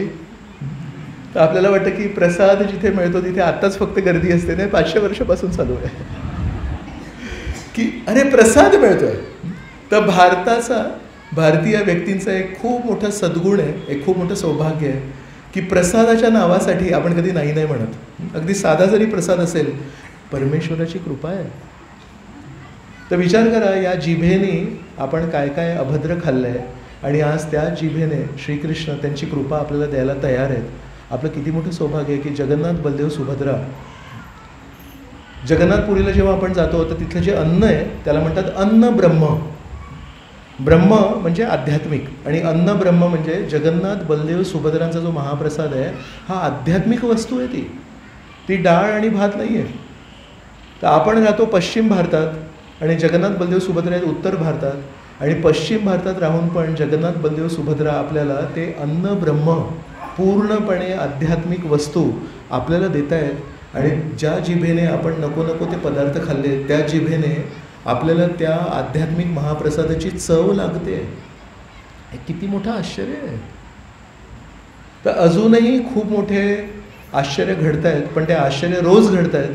त्याच्यामुळे आपल्याला त्याची किंमत नाही राहिली. मी जेव्हा पहिल्यांदा महाप्रसाद खाल्ला त्या दिवशी माझ्या जिभेवर जो स्पर्श होऊन जो एक जाणीव झाली होती ती मला अजूनही आठवते. पहिल्यांदा जेव्हा संकीर्तनामध्ये हरिनाम ऐकलं होतं तर तो हरे कृष्ण तो जो ध्वनी ऐकला होता त्याचा माझ्या कानांवर जेव्हा पहिला स्पर्श झाला होता तेव्हा काय परिणाम झाला होता अजूनही आठवतं. पण आता काय झालं आहे, कालांतराने अनेक कीर्तन ऐकलेत, कालांतराने अनेक वेळा महाप्रसाद खाल्ला आहे. आता कधी कधी वाटतं हा प्रसाद नको, तो शेजारचा प्रसाद पाहिजे. नाही, आपण प्रसादामध्ये पण कधी कधी निवड करतो. पण ते दिवस आपण विसरलो जेव्हा पहिल्यांदा प्रसाद आपल्या ताटात पडला होता तेव्हा म्हणून हा असा प्रसाद असतो. प्रसाद म्हणजे आम्हाला वाटलं तो 1 चमचा शिरा. पण हे इस्कॉनचं चांगलं आहे, चांगलं एवढा छान चपाती पुरी भाजी वगैरे सगळा काही प्रसाद असतो. तर म्हणून आपलं खूप मोठं सौभाग्य आहे की आपल्याला जगन्नाथ बलदेव सुभद्रा हे आपल्याला त्यांचा आध्यात्मिक प्रसाद देतात. तर नित्यानंद प्रभूंनी रघुनाथला अशी ही साधी गोष्ट सांगितली, तू ह्या दही चिडा दे म्हणून. अशा प्रकारे त्यांनी सगळ्यांना दही चिडा. तर ते गर्दी सांगत होतो. 2 प्रकारची गर्दी निर्माण झाली. एक गर्दी निर्माण झाली भक्तांची प्रसाद स्वीकारण्यासाठी. अरे प्रसाद मिळतोय, चला प्रसाद घेऊया. आणि दुसरी गर्दी निर्माण झाली विक्रेत्यांची. तर जितके तिथे दुकानदार म्हणू आपण त्यांना, तिची खबर पसरली की रघुनाथ अमाप संख्येमध्ये मडकी विकत घेतोय, साखर विकत घेतोय, दूध विकत घेतोय, पोहे विकत घेतोय. आणि सगळ्यांनी मग तिथे पोहे विकायला सुरुवात केली, दूध आणि कृष्णदास कविराज गोस्वामी म्हणतात रघुनाथांनी तिथे जितके व्यापारी आले, जितके पोहे, जितकं दूध, जितकं दही, जितके सगळे घेऊन आले, ते सगळं विकत घेतलं. त्यांना ती किंमत दिली, पण त्यांना तोच महाप्रसाद परत एकदा खाऊ घातला. आता कदाचित रघुनाथ एकटे व्यक्ती आहेत, व्यापाऱ्याकडून घेतलं, ते भगवंतांना अर्पण केलं आणि तो महाप्रसाद त्याच व्यापाऱ्याला फुकट खाऊ घातला. की तू जरी माझ्यासोबत व्यापार करत असलास तरी पण मी तुझ्यासोबत व्यापार नाही करणार, मी तुला महाप्रसाद देतो. तर अशा प्रकारे या दोन प्रकारच्या लोकांची गरज झाली. ती इतकी गरज झाली की नित्यानंद प्रभू जिथे बसले होते तिथे जागा कमी पडायला लागली. मग काही लोक गंगाच्या काठावर उभे राहून घ्यायला लागले. ती जागा कमी पडली तरी लोकच येतात, अरे महाप्रसाद, चिडा दही महाप्रसाद, चिडा दही महाप्रसाद.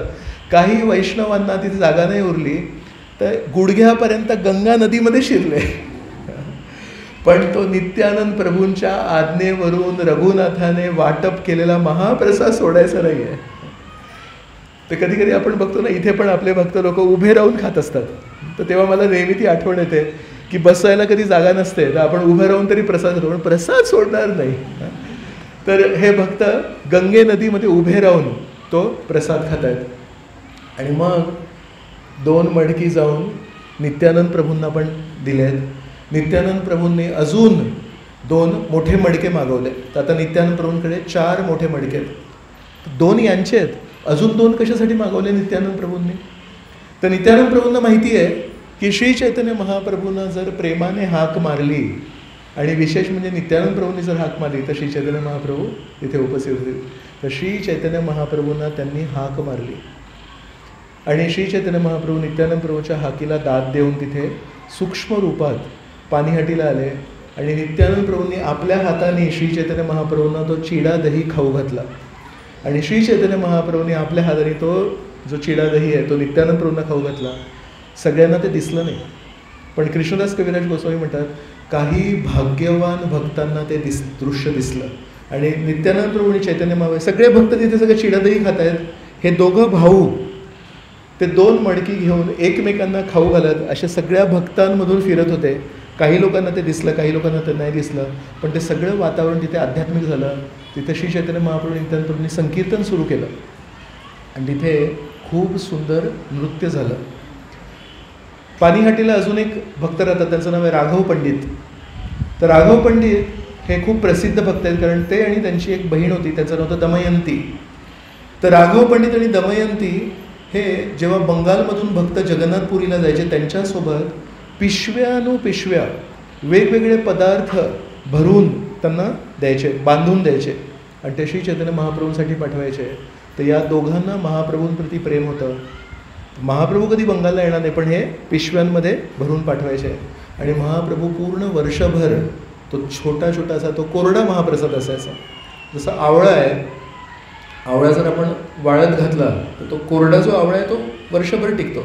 असं वेगवेगळे पदार्थ बनवून पाठवायचे आणि महाप्रभू पूर्ण वर्षभर राघव पंडित आणि दमयंती यांचं प्रेम ते थोडं थोडं घेऊन चाकायचे. तर राघव पंडित तिथे आले आणि नित्यानंद प्रभूंना म्हणाले, तुम्ही इथे आहात होय, आणि मी तुमच्यासाठी भरपूर महाप्रसाद बनवला आहे घरी.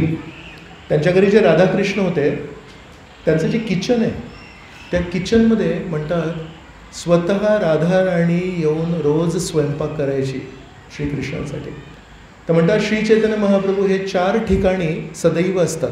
कुठे कुठे असतात तर म्हणतात शचीर मंदिर आहे, त्यांची आई शची आहे, त्यांच्या घरी जे मंदिर आहे तिथे नेहमी ती भोग लावते. तर श्री चैतन्य महाप्रभू नेहमी शची माताच्या मंदिरात असतात. म्हणतात श्रीवास अंगणे, श्रीवास पंडितांच्या घरी जे अंगण आहे जिथे नेहमी संकीर्तन व्हायचं तिथे श्री चैतन्य महाप्रभू हे सदैव असतात. मग राघवेर रंधणे, राघव पंडितांच्या घरी जे किचन आहे तिथे श्री चैतन्य महाप्रभू नेहमी असतात. आणि नित्यानंद नर्तने, नित्यानंद प्रभू जिथे जिथे नृत्य करतात तिथे श्री चैतन्य महाप्रभू असतात.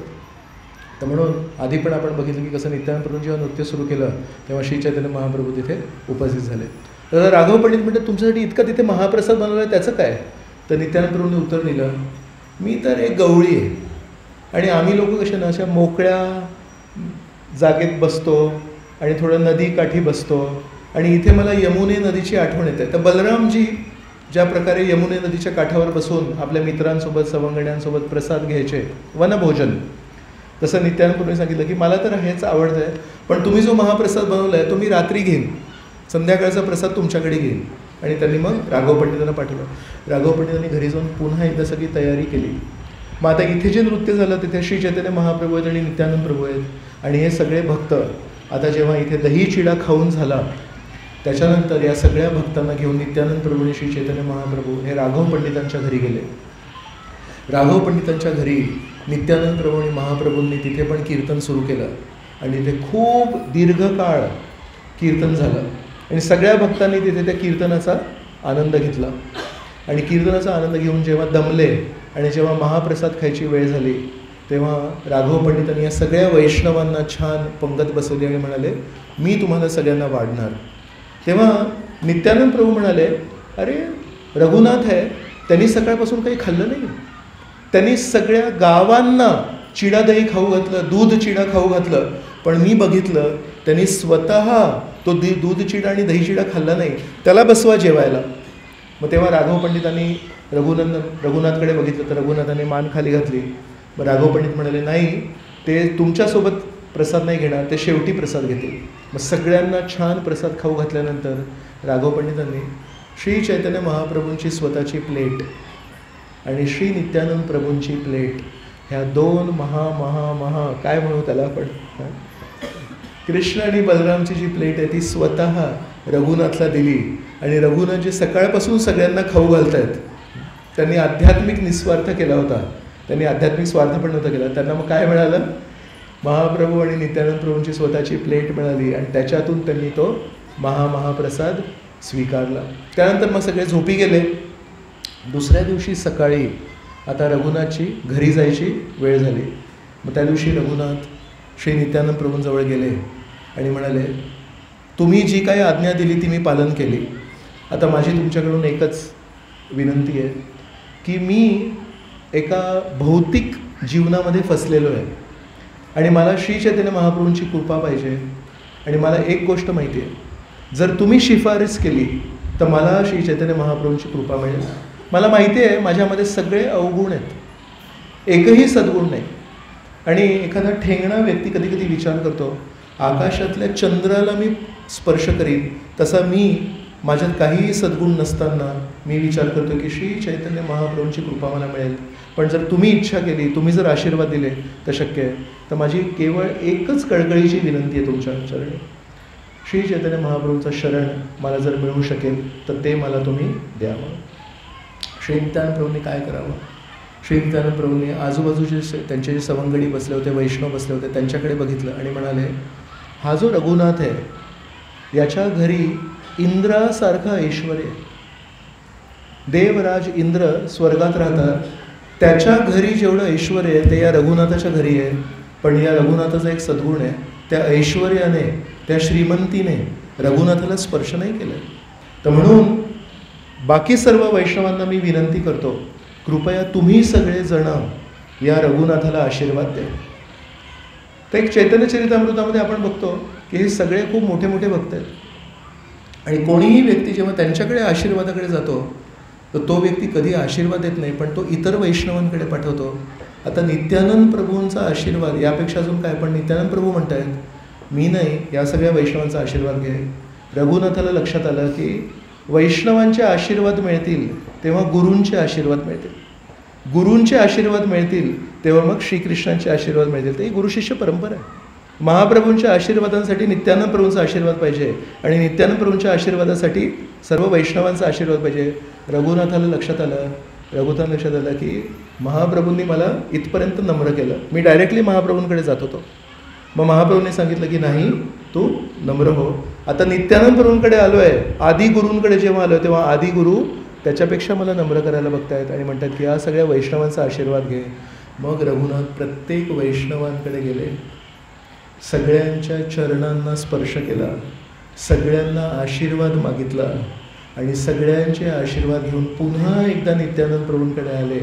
आणि त्याच्यातून त्यांचा तो प्रामाणिकपणा दिसला की जी जी आज्ञा त्याला दिली आहे ती आज्ञा रघुनाथाने नम्रतेने त्याला पालन केलं. आणि तेव्हा नित्यानंद प्रभू त्यांच्यावर खुश झाले आणि नित्यानंद प्रभूंनी त्याला जवळ केलं आणि त्याच्या डोक्यावर जवळ करून स्वतःचे 2 पाय, तर निताई पदकमल कोटी चंद्र सुशीतल. आपण या वणव्यामध्ये जी आपल्याला झळ लागते, जेव्हा जंगलामध्ये एक वणवा पेटतो तेव्हा त्याची जी झळ लागते, त्याला जर आपल्याला गारवा पाहिजे असेल तर चंद्राचा जो गारवा आहे तोच आपल्याला करू शकतो. तसे नित्यानंद प्रभू आहेत, गुरु आहेत. गुरूंच्या चरणामध्ये जी शीतलता असते ती या भौतिक जगामध्ये जो वणवा पेटला आहे त्याचे जे आपल्याला नेहमी जो उष्णता लागते त्याच्यापासून जर आपल्याला एक शीतलता पाहिजे असेल तर ते मिळते. तर नित्यानंद प्रभूंनी त्यांच्या डोक्यावर त्यांना जवळ खेचून त्यांच्यावर पाय ठेवले आपले आणि म्हणाले, मी तुला आशीर्वाद देतो, खूप लवकर तू तुझ्या भौतिक जीवनातून मुक्त होशील. तर यांना एक त्यांच्या मनासारखं झालं. म्हणाले, खूप लवकर तुला श्री चैतन्य महाप्रभूंची शरण मिळेल. दुसरी पण त्यांची इच्छा पूर्ण केली आणि म्हणाले, इतकंच नाही तर श्री चैतन्य महाप्रभूंना जगन्नाथपुरीमध्ये त्यांच्या जवळचे जे भक्त आहेत, स्वरूप दामोदर गोस्वामींच्या अंडर श्री चैतन्य महाप्रभू तुला देतील. आणि स्वरूप दामोदर गोस्वामी ज्यांनी श्री चैतन्य महाप्रभूंकडून नित्य श्रवण केलं आहे त्यांची शिकवण तुला देण्यासाठी स्वरूप दामोदर गोस्वामीकडे देतील. तर अशा प्रकारे 3 आशीर्वाद नित्यानंद प्रभूंनी दिले आणि रघुनाथ पूर्णपणे खुश होऊन आता घरी गेले. आता त्यांच्या सगळ्या समस्या सुटल्या आहेत. आता फक्त ते विचार करत आहेत की हे कसं काय घडून येईल. आपण आपल्या दृष्टीने जर विचार केला तर आपण म्हणू की नेमकं रघुनाथाने केलं तरी काय. नित्यानंद प्रभूंची काय इच्छा आहे, जे महाग नाही आहे असं दूध आणि पोहे तू सगळ्या वैष्णवांना खाऊ घाल. आणि अशा प्रकारे या सोप्या आज्ञेद्वारे रघुनाथाला त्यांनी श्री चैतन्य महाप्रभूंचं शरण दिलं, जे श्री चैतन्य महाप्रभू स्वतः द्यायला तयार नाही आहेत. तर कधी कधी आध्यात्मिक जीवनामध्ये जेव्हा आपल्याला समस्या येतात तेव्हा मनात असा विचार येतो की ही खूप कठीण समस्या आहे आणि ही परिस्थिती खूप कठीण आहे आणि या कठीण परिस्थितीला जर आपल्याला सॉल्व करायचं असेल, याच्यातून जर आपल्याला काहीतरी उपाय काढायचा असेल तर काहीतरी कठीण असणार. जेवढा कठीण प्रश्न तेवढा त्याचं कठीण उत्तर, हे या भौतिक जगाचा नियम आहे. आपल्या भक्त समाजातले काही मुलं आहेत, त्यांनी नीटची परीक्षा, IITची एंट्रन्सची जी परीक्षा आहे, कठीण परीक्षा मानल्या जातात, त्यांना पार केलं आहे आणि चांगले मार्क कमावले आहेत. सर्वांना माहीत आहे भक्त समाजामध्ये काय चाललं आहे ते. तर त्यांनी किती त्याचा अभ्यास केला आहे तर म्हणतात गेल्या 2 वर्षांपासून कठीण अभ्यास करत आहेत. 2 वर्षापासून सातत्याने जेव्हा अभ्यास करतायत तेव्हा त्या 3 तासाची ती परीक्षा आहे. तर 3 तासाच्या परीक्षेसाठी 2 वर्ष फोकस ठेवून मॉक टेस्ट करून हा पेपर तो पेपर, म्हणजे जेवढी कठीण परीक्षा तेवढं कठीण त्याची तयारी लागते. तर भौतिक जीवनाचा हा नियम आहे. साधा जर पेपर असेल, साधी कुठली परीक्षा असेल तर त्याला साधा अभ्यास, आणि कठीण परीक्षा असेल तर त्याला कठीण अभ्यास, खूप दीर्घकालीन अभ्यास लागतो. आणि तीच कल्पना घेऊन आपण कधी कधी आध्यात्मिक जीवनात येतो आणि आपल्याला वाटतं मला जर श्रीकृष्णांची कृपा पाहिजे असेल, आणि मी बघतो की श्रीकृष्णांची कृपा तर इंद्राला नाही मिळाली. इंद्र श्रीकृष्णांना ओळखू नाही शकले, ब्रह्मदेव श्रीकृष्णांना ओळखू नाही शकले. बाणासूरच्या युद्धामध्ये शंकर, शिवजी, भोलेनाथ हे बाणासूरच्या दिशेने, बाणासूरच्या बाजूने श्रीकृष्णांशी लढले.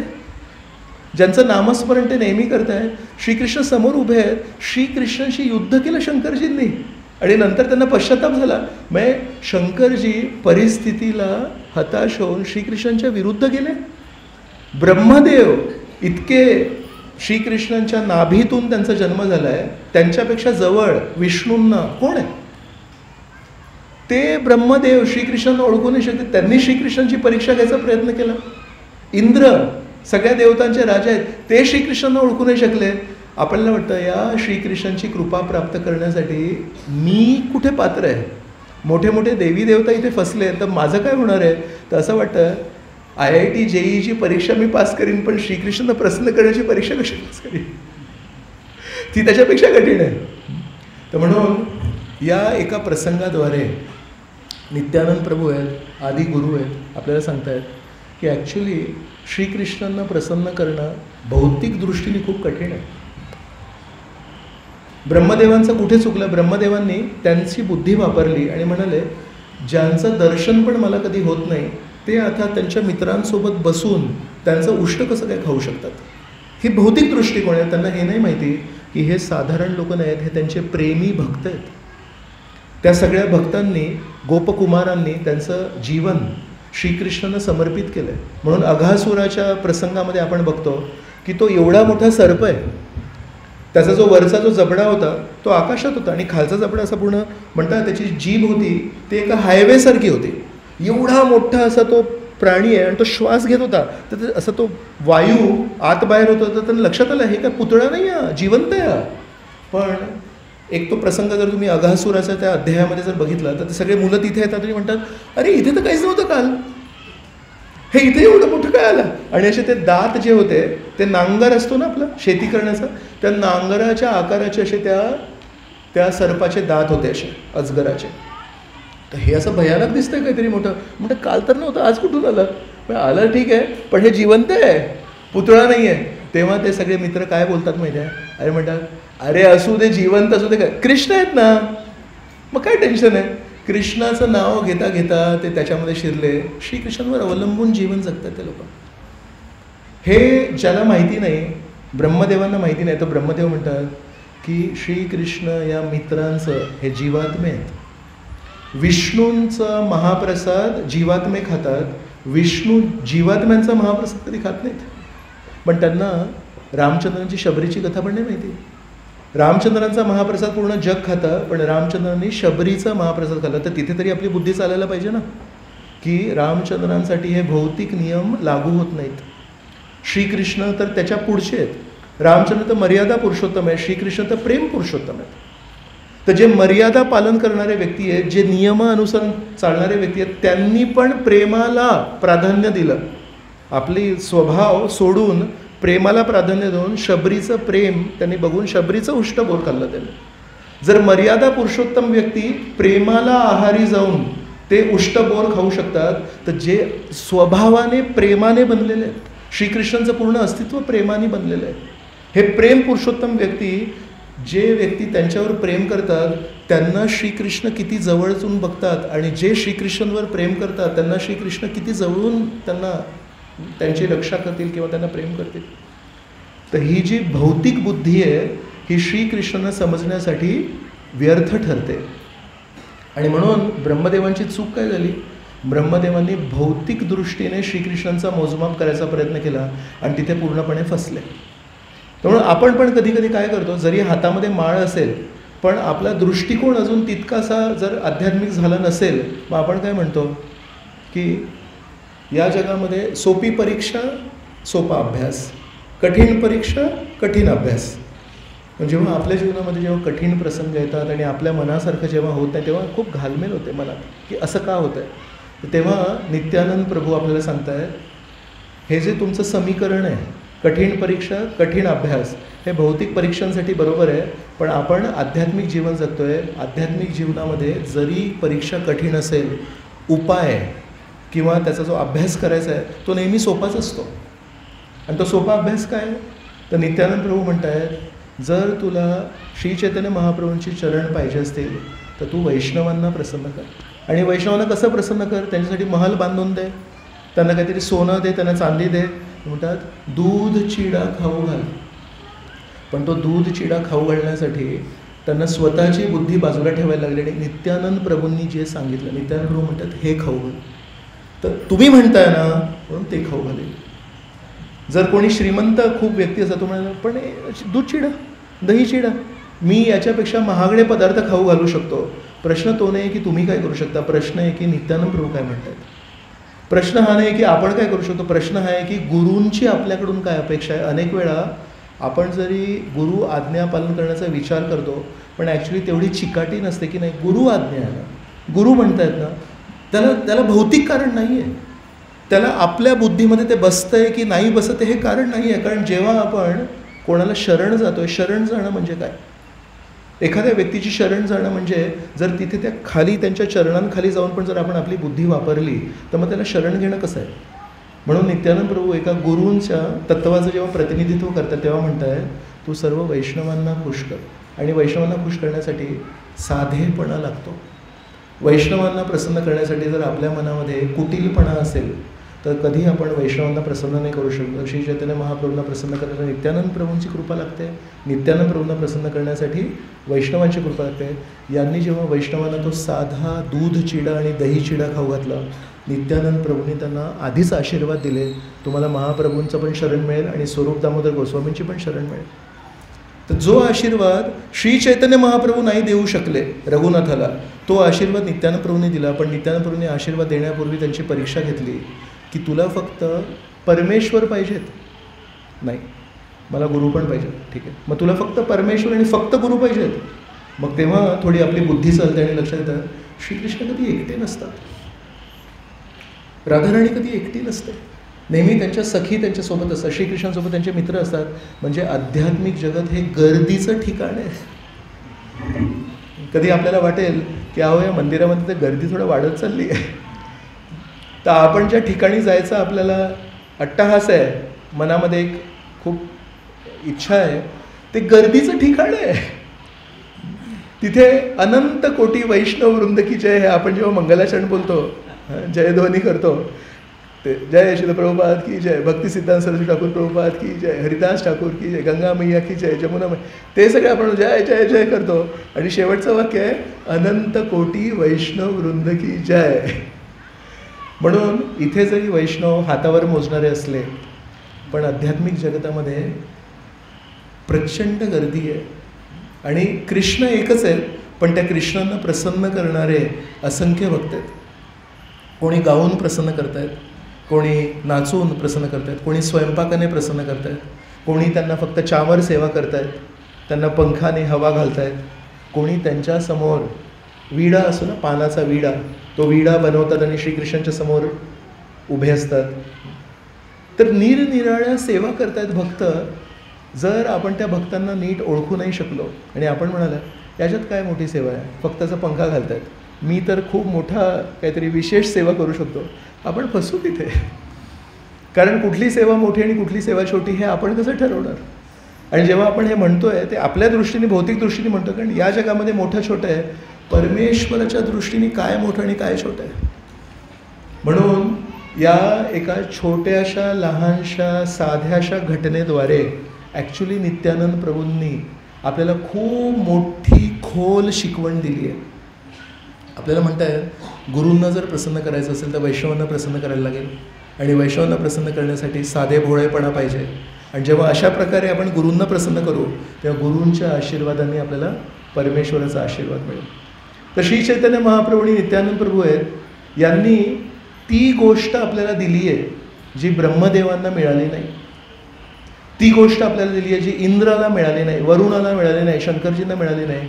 पण ती साधीशी गोष्ट आपल्याला देताना आपल्याकडून एवढी अपेक्षा ठेवतात की मनातला एक साधेपणा ठेवावा आणि परमेश्वराला प्रसन्न करण्यासाठी काय अनुकूल आहे त्याच्या अनुसार जर आपल्या जीवनाला वळण द्यायचा आपण प्रयत्न केला तर परमेश्वर त्यांनी जास्ती खुश होतील. अजून एक मला घटना आठवते यात साधे भोळ्यापणावर. सार्वभौम भट्टाचार्य आहेत, हे खूप मोठे विद्वान आहेत आणि त्यांनी सर्व शास्त्र वाचलेत. तर देवतांचे गुरु आहेत बृहस्पती, आणि ते बृहस्पती त्यांना जेव्हा चैतन्य लीलेमध्ये प्रवेश करायचा होता तेव्हा ते सार्वभौम भट्टाचार्यांच्या रूपात आले.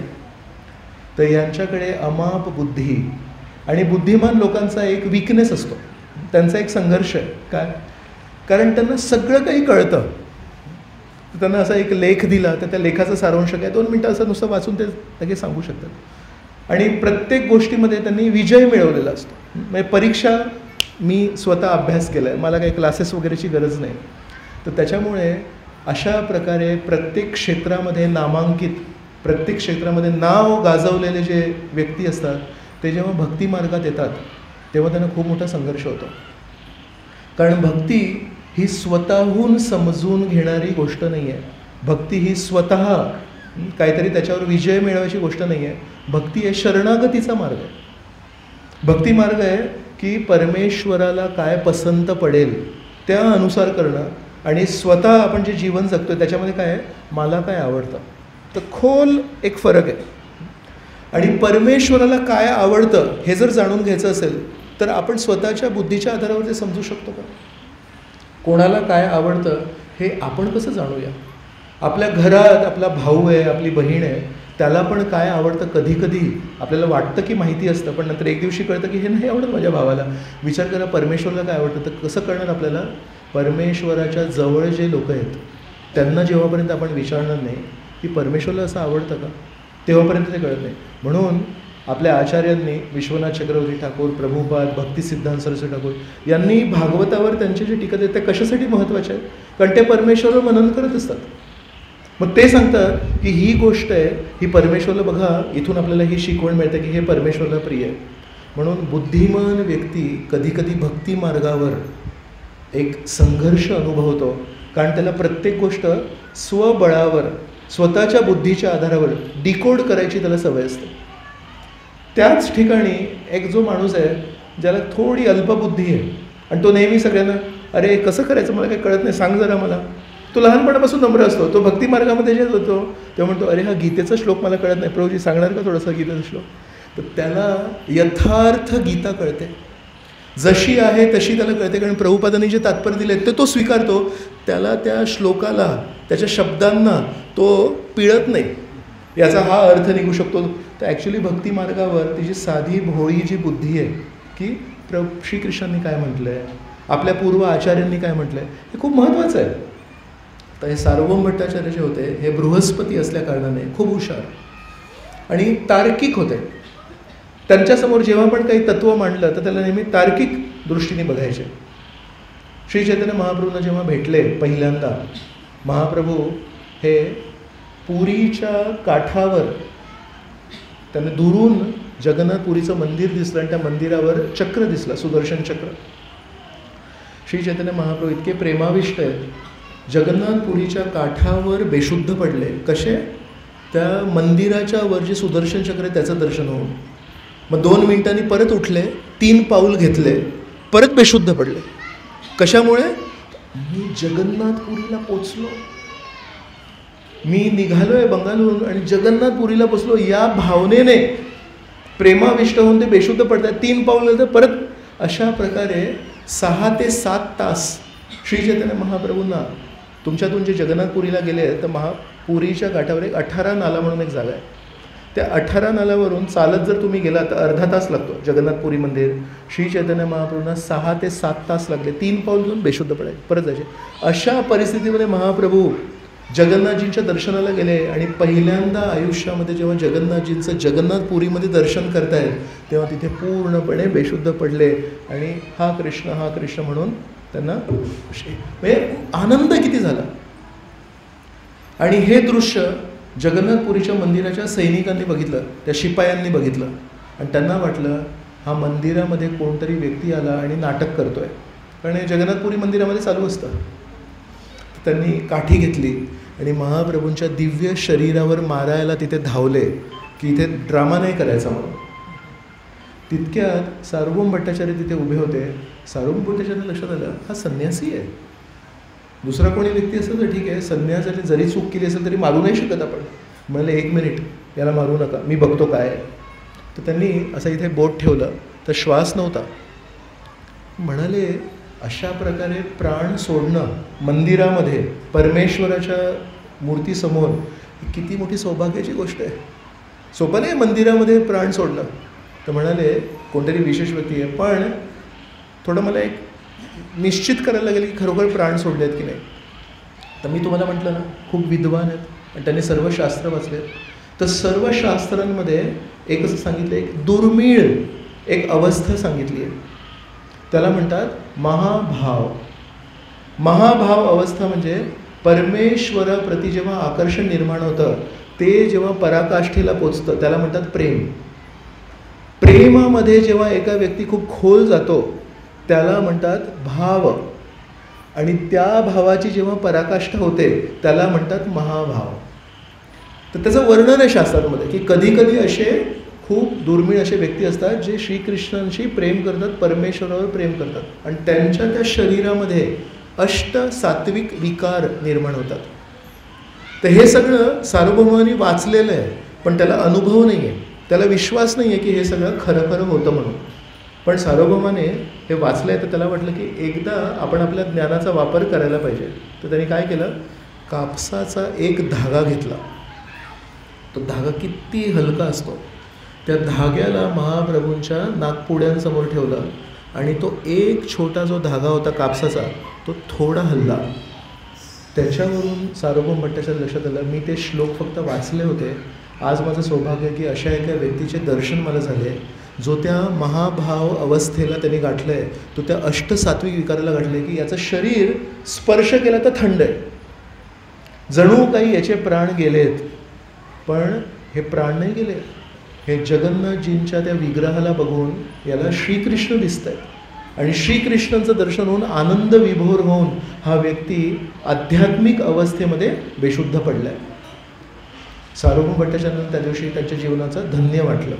त्याला घरी घेऊन गेले, शिपायांना सांगितलं यांना उचल आणि माझ्या घरी घेऊन चल.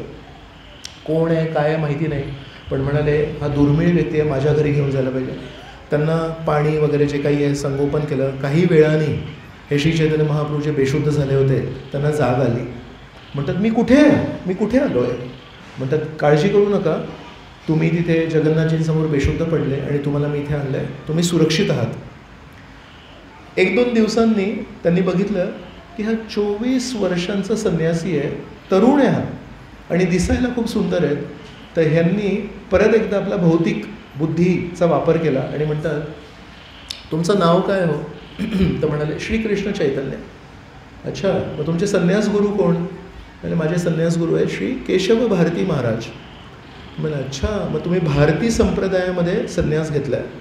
मी खूप मोठा विद्वान पंडित आहे, मी तुमचा संन्यास उंच करू शकतो. तर शंकराचार्यांनी जे संन्यास दिले ते 10 प्रकारचे संन्यास आहेत. त्याच्यामध्ये एक भारती आहे आणि एक आहे सरस्वती संप्रदाय. तर त्याच्यामध्ये जेव्हा संन्यास मिळतो तेव्हा असं नाव आणि त्याच्यानंतर शेवटी येतं सरस्वती. तर म्हणतात मी तुझा भारती संप्रदाय आहे त्याला मी त्याचं स्तर वर करू शकतो आणि तुला सरस्वती संप्रदायामध्ये संन्यास देऊ शकतो. विचार करा, सार्वभौम भट्टाचार्य स्वतः गृहस्थ आहेत आणि एका संन्यासाला म्हणतात की तुझं संन्यासाचा स्तर मी वर करू शकतो. म्हणजे गर्वाची काय सीमा असेल. तर जर त्यांना एवढं सगळं माहिती आहे संन्यास काय तर स्वतः संन्यास घेऊ शकतात, पण स्वतः संन्यास नाही घेत आहेत. पण त्या तरुणाला म्हणत आहेत की तुला सुरक्षित ठेवण्यासाठी, तुझा संन्यास दीर्घकालीन चालण्यासाठी मी तुला मदत करतो आणि मी तुला ज्ञान देतो, ऐकशील का तू माझ्याकडून. श्री चैतन्य महाप्रभू म्हणतात ठीक आहे. तर वर्णाश्रमादृष्टीने ब्रह्मचारी, त्याच्यावर गृहस्थ, त्याच्यावर वानप्रस्थ आणि त्याच्यावर संन्यास. तर ब्रह्मचारी म्हणजे समाजाचे पाय सगळ्यात खाली, पण संन्यासी कोण सगळ्यात वर. तर त्यांनी श्री चैतन्य महाप्रभूंना संन्यासी म्हणून एक उंच आसन दिलं बसायला आणि वर्णाश्रमादृष्टीने गृहस्थ हे संन्यासीचे खाली म्हणून स्वतःला गृहस्थ म्हणून त्यांच्या खालच्या स्तरावर आसन ठेवलं आणि नंतर वर ज्यांना आसन दिलं आहे त्यांना आता यांनी शिकवायला सुरुवात केली. म्हणजे आपण कधी कधी गर्वामुळे किती आंधळे होतो विचार करा. तेवढी शिस्त आहे त्यांना. संन्यासाला वरचं स्थान द्यायला पाहिजे, गृहस्थांनी खाली बसायला पाहिजे. पण आतमध्ये जो अहंकार आहे ज्ञानाचा, मला सर्व शास्त्र माहिती आहेत, मला सर्व श्लोक माहिती आहेत, तो ज्ञानाचा जो अहंकार आहे त्यांनी त्या नम्रतेवर आवरण केलं आहे आणि खाली बसून वर आसनस्थ जे व्यक्ती आहेत त्यांना शिकवत आहेत की वेदांमध्ये काय दिलं आहे. आणि श्री चैतन्य महाप्रभू पण असे ऐकतात त्यांच्याकडून. अशा प्रकारे 7 दिवस गेले. 7 दिवस सार्वभौम भट्टाचार्य वेदांचा सार श्री चैतन्य महाप्रभूंना सांगतायत आणि श्री चैतन्य महाप्रभू नीट ऐकतायत. पण मला ते बोलताना थोडं हसू येत आहे की काय तो सीन असेल. पण श्री चैतन्य महाप्रभूंच्या चेहऱ्यावर अजिबात काही हावभाव बदलले नाहीत. तर एखादा व्यक्ती काहीतरी बोलतोय आणि समोरच्या चेहऱ्यावर जर हावभाव बदलले नाही तर त्याला प्रश्न पडतो की काय कळत आहे की नाही. तर सार्वभौम भट्टाचार्य 7 दिवसानंतर महाप्रभूंना म्हणतात, मी सर्व वेदांचा सारांश सांगितला, तुझ्या चेहऱ्यावर काय हावभाव बदलले नाही, तुला मी जे बोलतो ते कळालं का नाही. तर महाप्रभूंनी त्याचं खूप स्पष्ट आणि सरळ उत्तर दिलं. महाप्रभूंनी उत्तर दिलं, वेदांमध्ये जे ज्ञान आहे ते सूर्याप्रमाणे स्पष्ट आहे आणि 7 दिवस तुम्ही जे मला देण्याचं त्याचं जे एक्सप्लेनेशन केलं, त्याच्यावर जे स्पष्टीकरण दिलं ते ढगांसारखं आहे. तुमच्या बोलण्याने वेदांमधलं जे ज्ञान आहे त्यांना पूर्णपणे आच्छादित केलं आहे. अरे मी तुला वेद शिकवत होतो आणि तू म्हणतोस की वेद सूर्याप्रमाणे आहेत आणि माझं बोलणं त्याचं मेघासारखं आहे, ढगांसारखं आच्छादित केलं आहे. एवढा मोठा आहे. तू सांग वेदांचं काय सार आहे, सांग, चल मी बघतो तुझं. कारण तो गर्वाचा फुगा कसा असतो, तर थोडी जरी टाचणी म्हणली तर फट, एवढा मोठा फुगा असू दे किंवा एवढा फुगा असू दे, टाचणी म्हणजे फुटला तो. तर ते एवढं बोलले महाप्रभू, त्याचा गर्व फुटला. म्हणतो सांग, तू सांग. श्री चैतन्य महाप्रभू शांत आवाजात म्हणाले, सर्व वेदांमध्ये सर्व उपनिषद, सर्व पुराण, सर्व संहिता जे काही आहे या सगळ्या ज्ञानाचे 3 विभाग आहेत फक्त. हे वाक्य बोलायला कोण बोलू शकते? हे वाक्य सर्व वेदांचं सर्व ज्ञान 3 विभागांमध्ये टाकू शकतो. सर्व वेद वाचायला लागतील, त्याच्यानंतर त्याच्यावर मनन करायला लागेल, मग बघायला लागेल की हा जो भाग आहे हा साधारण या एका विभागामध्ये आपण ठेवू शकतो. महाप्रभूंनी म्हटलं, वेदांमध्ये तुम्ही जे काही म्हणताय ना त्याचे 3च विभाग आहेत, संबंध, अभिधेय आणि प्रयोजन. संबंध म्हणजे परमेश्वराशी आपला काय संबंध आहे हे ज्ञान. अभिधेय म्हणजे परमेश्वराशी आपला जे संबंध आहे तो आपण आज विसरलो आहे, तर तो संबंध पुनः स्थापित करण्यासाठी, ते नातं पुनः स्थापित करण्यासाठी आपण जे काही करू त्याला म्हणतात अभिधेय. आपण जे जप करतो आहे, आपण घरी पूजा करतो ते. आणि प्रयोजन म्हणजे मराठीमध्ये पण आपण म्हणतो, तुम्ही आमच्या घरी आलात, काय प्रयोजन आहे तुमचं, म्हणजे शेवटी हेतू काय. तर संबंधावर आधारित संबंध जेव्हा स्पष्ट होतो आपला, तर गीता कोर्स जो आहे आपला, तो गीता कोर्सचा मुख्य काय गोष्ट आहे, संबंध ज्ञान. आणि 6व्या दिवशी आपण अभिधेय ज्ञान देतो की दैनंदिन अध्यात्मामध्ये आपण काय करायचं, की रोज आपण जप करू शकतो, घरी आपण भोग अर्पण करू शकतो. तर जेव्हा संबंध स्पष्ट होतो तेव्हा अभिधेय करण्यासाठी आपल्याला उत्साह मिळतो. आणि जेव्हा आपण उत्साहपूर्ण अभिधेय करू तेव्हा मग आपल्याला प्रयोजन मिळण्याची आशंका निर्माण होते किंवा एक शक्यता निर्माण होते. तर प्रयोजन खूप गोड आहे, राधाकृष्णांचं दर्शन आहे, पण त्या प्रयोजनाला प्राप्त करायला उत्साहपूर्वक अभिधेय करायला लागेल. पण ते उत्साहपूर्वक अभिधेय कोण करेल? ज्याला संबंध ज्ञान आहे, ज्याला माहिती आहे मी परमेश्वराचा अंश आहे आणि तो अंश जेव्हापर्यंत परमेश्वराशी संबंध नाही जोडणार, इथे तिथे संबंध जोडून तो समाधान मिळणार नाही. तो इलेक्ट्रिसिटीचा जो प्लग असतो एखादा, तो त्या गोल जर असेल तो गोल प्लगमध्येच टाकायला लागतो. आणि कधी कधी जो प्लग असतो तो असं जरा उभा असेल आणि त्या गोल सॉकेटमध्ये जर टाकलं तो नाही जात तिथे. मग तसं आपण निरनिराळ्या सॉकेटमध्ये आपल्या प्लग टाकायचा प्रयत्न करतो, पण तो काही जात नाही. आणि कधी कधी व्होल्टेज जर दुसरं असेल तर खराब पण होतो.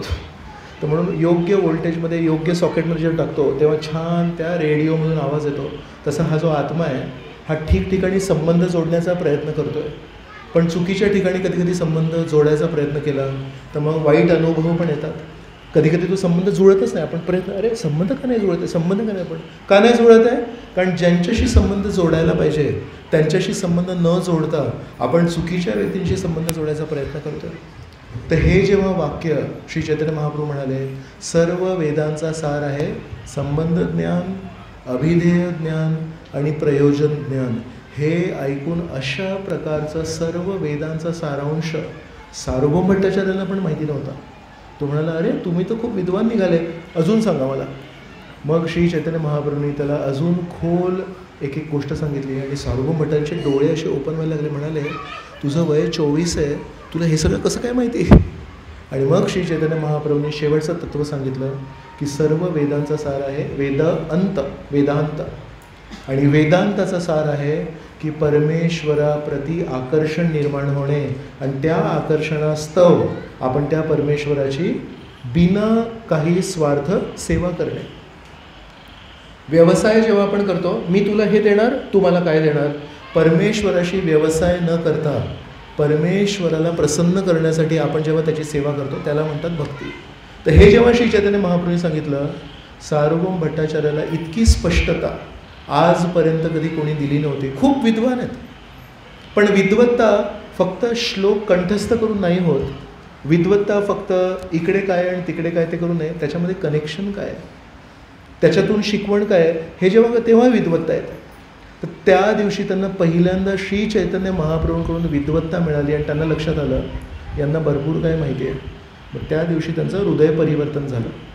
काही दिवसानंतर श्री चैतन्य महाप्रभू सकाळी लवकर उठले, मंगल आरतीला गेले. उद्या तुम्हाला सर्वांना रविवारी मंगल आरतीसाठी सहस्नेह निमंत्रण आहे. रविवारचा दिवस आपण शुद्ध करू शकतो. श्री चैतन्य महाप्रभू सकाळी उठून मंगल आरतीला गेले आणि मंदिरातून थोडा महाप्रसाद घेऊन आले. त्यांची इच्छा होती की सार्वभौम भट्टाचार्य त्यांना काहीतरी महाप्रसाद मिळाला. पुरीचे रहिवाशी कोण आहेत? सार्वभौम भट्टाचार्य. पुरीचे राजा कोण आहेत? प्रतापरुद्र महाराज. सार्वभौम भट्टाचार्य केवळ पुरीचे रहिवाशी नाही आहेत, पुरीच्या राजाचे गुरु पण आहेत. म्हणजे त्यांचं किती श्रेष्ठ स्थान आहे. पण त्यांना महाप्रसादाप्रती त्या दिवसापर्यंत विश्वास जन्मला नव्हता. म्हणून एका ठिकाणी फक्त जन्म घेऊन असं जर आपण विचार केला की माझा जन्म मथुरेचा आहे, माझा जन्म जगन्नाथपुरीचा आहे, माझा जन्म पंढरपुराचा आहे, केवळ जन्म घेऊन आपल्याला परमेश्वराप्रती आकर्षण निर्माण नाही होणार, सोयीसुविधा मिळतील. तर सार्वभौम भट्टाचार्य हे जगन्नाथपुरीमध्ये राहत आहेत आणि त्यांच्या समोर जगन्नाथ मंदिर आहे, त्यांचे शिष्य प्रतापरुद्र महाराज आहेत. हे सर्व असताना पण त्या दिवसापर्यंत महाप्रसादाप्रती विश्वास हा सार्वभौम भट्टाचार्याच्या मनात कधी नव्हता.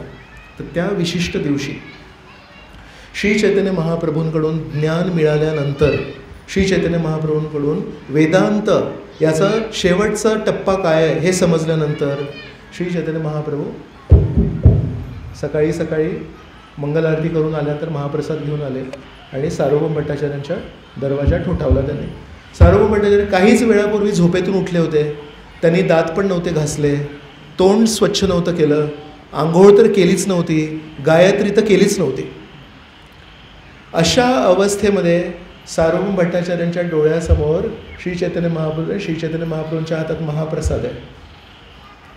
त्या दिवशी सार्वभौम भट्टाचार्यांनी एक अशी गोष्ट केली जी त्यांनी आजपर्यंत आयुष्यात कधीही केली नव्हती. त्यांनी काय केलं असेल, महाप्रभूंच्या हातातला तो महाप्रसाद त्यांनी घेतला, पटकन असं तोंडात टाकला. हाव असते माहिती आहे. त्या दिवशी सार्वभौम भट्टाचार्यांच्या वागणुकीमध्ये जसं एक लहान मूल मिठाईसाठी कसा हाव करतो, मला पाहिजे, मला चिडचिड करतात, मला ते पाहिजे, मला ते पाहिजे, मला अजून पाहिजे, सार्वभौम भट्टाचार्यांनी असं ते हातातलं घेतलं आणि तोंडात टाकलं. आणि श्री चैतन्य महाप्रभूंनी जेव्हा हे परिवर्तन या सार्वभौम भट्टाचार्यांच्या वागणुकीत बघितलं, महाप्रभूंच्या आनंदाला सीमा नाही राहिली. काय केलं सार्वभौम भट्टाचार्याने? काही मोठी गोष्ट नाही केली आहे. महाप्रभूंच्या हातातला जगन्नाथ महाप्रसाद सगळ्या नियमांचं उल्लंघन करून हातात घेतला, पटकन तोंडात टाकला. आणि महाप्रभू म्हणतात, महाप्रभू परीक्षा घेतात, रघुनाथाची परीक्षा घेतली तर यांना म्हणतात, अहो ज्यांची कृपा म्हणून बघतोय आणि त्या कृपेसाठी याच्या मनामध्ये आज एक दिव्य आध्यात्मिक हाव निर्माण झाली आहे, मला महाप्रसाद पाहिजे, मला श्रीकृष्णांची कृपा पाहिजे, ही भावना आज त्याच्यामध्ये उत्पन्न झाली आहे. आजी तुम्ही निष्कपटे हैला कृष्णाश्रय, आजी कृष्ण निष्कपटे तोमार हैला सदय. आजी तुम्ही निष्कपटे, आजपर्यंत बुद्धीचा कपट होता तुमच्या हृदयामध्ये, आजी तुम्ही निष्कपटे होईला कृष्ण आश्रय. आज तुम्ही निष्कपट भावनेमध्ये श्रीकृष्णांचा आश्रय घेतला. आजी कृष्ण निष्कपटे तोमार होईला सदय. आज कारण तुम्ही निष्कपटाने श्रीकृष्णांचा आश्रय घेतला आहे म्हणून श्रीकृष्णांनी तुम्हाला निर्मळपणे त्यांची आज कृपा दिली आहे. आजी तुम्ही छिन्न कैला देहादी बंधन, आजी तुम्ही छिन्न कैला मायार बंधन. आज मायाचे तुमच्यावर जेवढे काही बंधनं होते ते केवळ श्रीकृष्णांचा महाप्रसाद आनंदाने स्वीकारून तुमच्यावर आजपासून मायेचा काही परिणाम नाही आहे. आजी कृष्ण प्राप्ती योग्य होईला तोमार मन, वेद धर्म लांघी कोरी प्रसाद भक्षण. आजी कृष्ण प्राप्ती योग्य. आज कृष्णांना प्राप्त होण्यासाठी योग्य होईला तुम्हारं मन.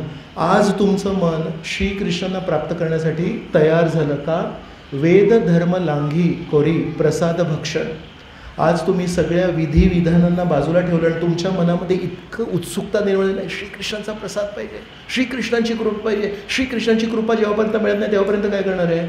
आज तुमच्या मनामध्ये ती भावना निर्माण झाली आहे.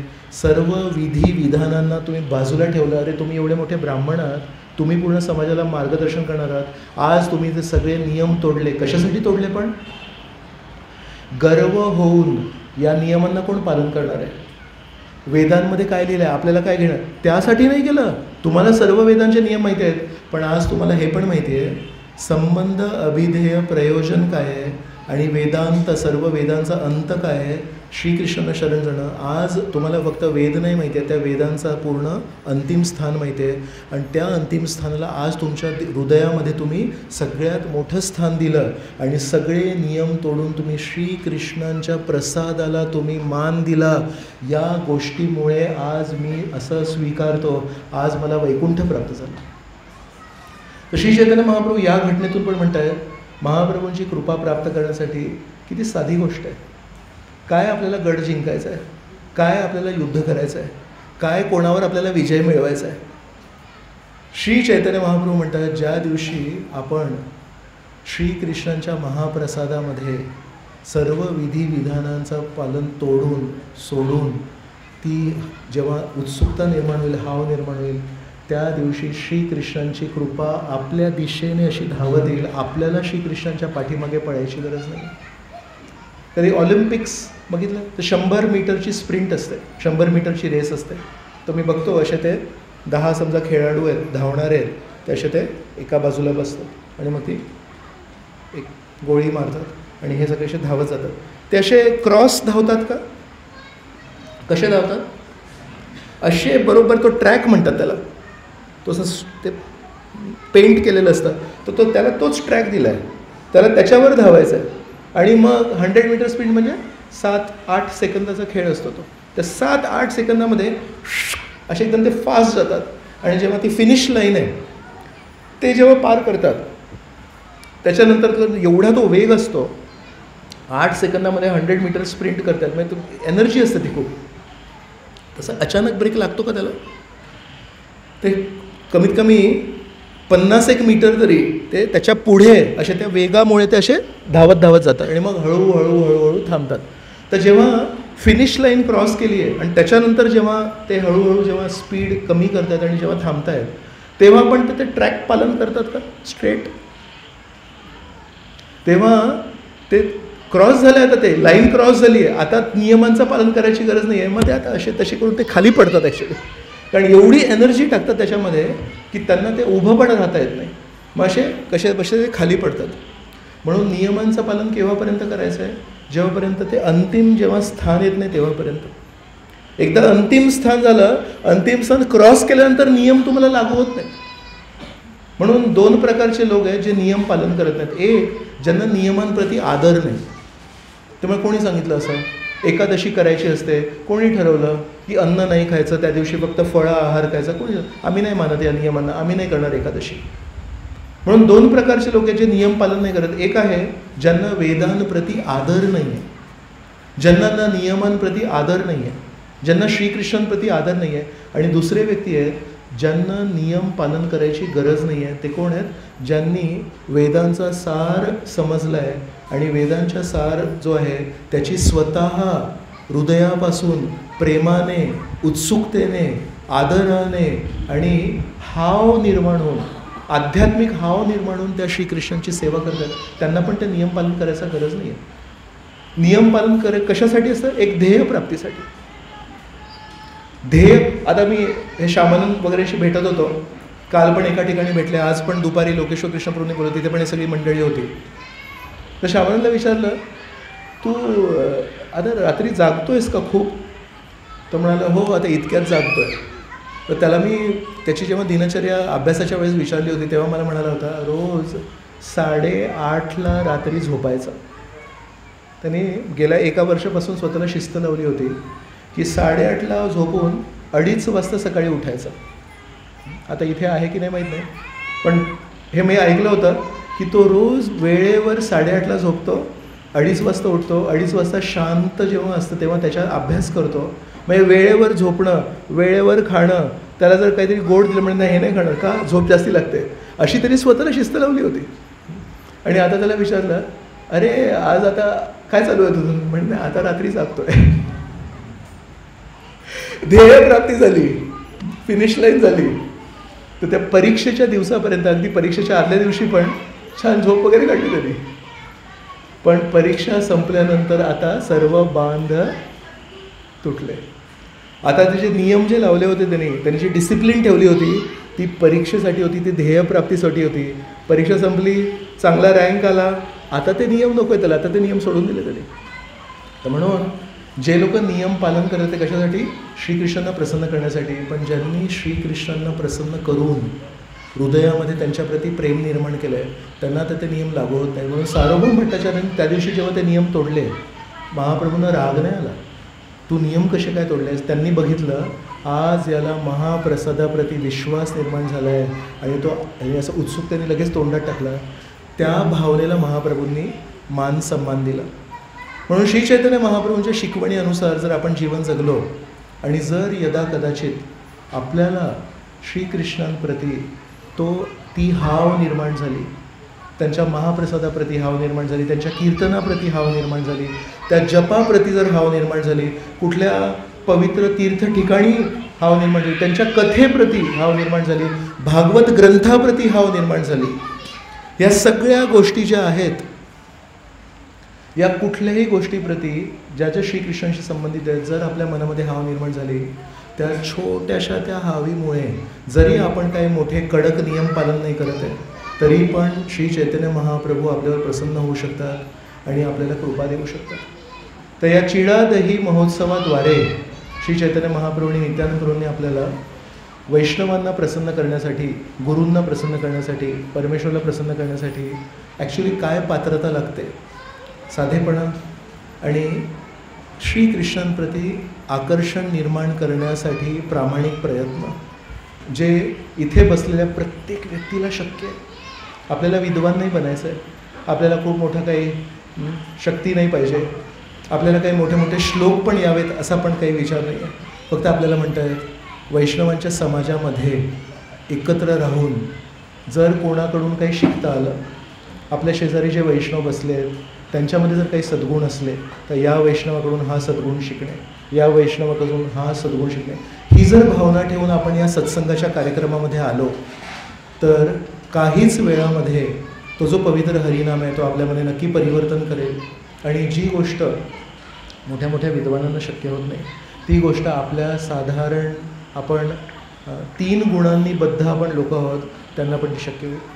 तर म्हणून आज चिडादही महोत्सवाच्या अनुषंगाने आपण ही चर्चा केली आणि आज आपण श्री चैतन्य महाप्रभू आणि नित्यानंद प्रभू आणि विशेष म्हणजे रघुनाथ दास गोस्वामी यांना प्रार्थना करू शकतो की ह्या साध्या साध्या शिकवणी ज्या श्री चैतन्य आणि नित्यानंद प्रभूंनी आपल्याला दिल्या आहेत त्या आत्मसात करण्यासाठी आम्हाला शक्ती द्या आणि या अशा साध्या साध्या शिकवणी आत्मसात करून आम्हाला मोठं मोठं जे दुर्मिळ कृष्ण प्रेम आहे ते देण्यासाठी तुम्ही आले आहात. नमो महावदान्याय. तर सगळ्यात वदान्य, सगळ्यात दयाळू अवतार महाप्रभूंना का म्हणतात? थोडंसं चिडादही, थोडंसं कीर्तन, थोडीशी हरिकथा, थोडीशी सेवा, थोडं तीर्थाटन वैष्णवांसोबत जर आपण केलं आणि त्याच्यामध्ये थोडा प्रामाणिकपणा आला तरी आपल्याला जगन्नाथ बलदेव सुभद्रा इथे उभे आहेत. जगन्नाथ बलदेव सुभद्रा आपल्याला कृपा द्यायला तयार आहेत. तसा हा सोपा मार्ग, भक्तीचा मार्ग आपल्याला आचार्यांनी दिला आहे. आपण आजच्या या प्रवचनानंतर काही अनाऊन्समेंट आहेत पण त्या अनाऊन्समेंट ऐकताना कधी कधी बघतो आपण उठून निघून जातो. ॲक्च्युली ही सगळी कथा ऐकल्यानंतर त्याचा जो फळ आहे, म्हणजे शेती केल्यानंतर 5-6 महिने शेती केल्यानंतर जेव्हा फळ लागतं, आंबा लागतो त्याला, तो आंबा चाखायचा असेल तर ॲक्च्युली आपण संकीर्तनात भाग घेतला पाहिजे. नामसंकीर्तन हेच तर खरी कृपा आहे. कलियुगामध्ये कुठे आपल्याला शास्त्र लक्षात राहणार, कलियुगामध्ये कुठे आपल्याला श्लोक लक्षात राहणार.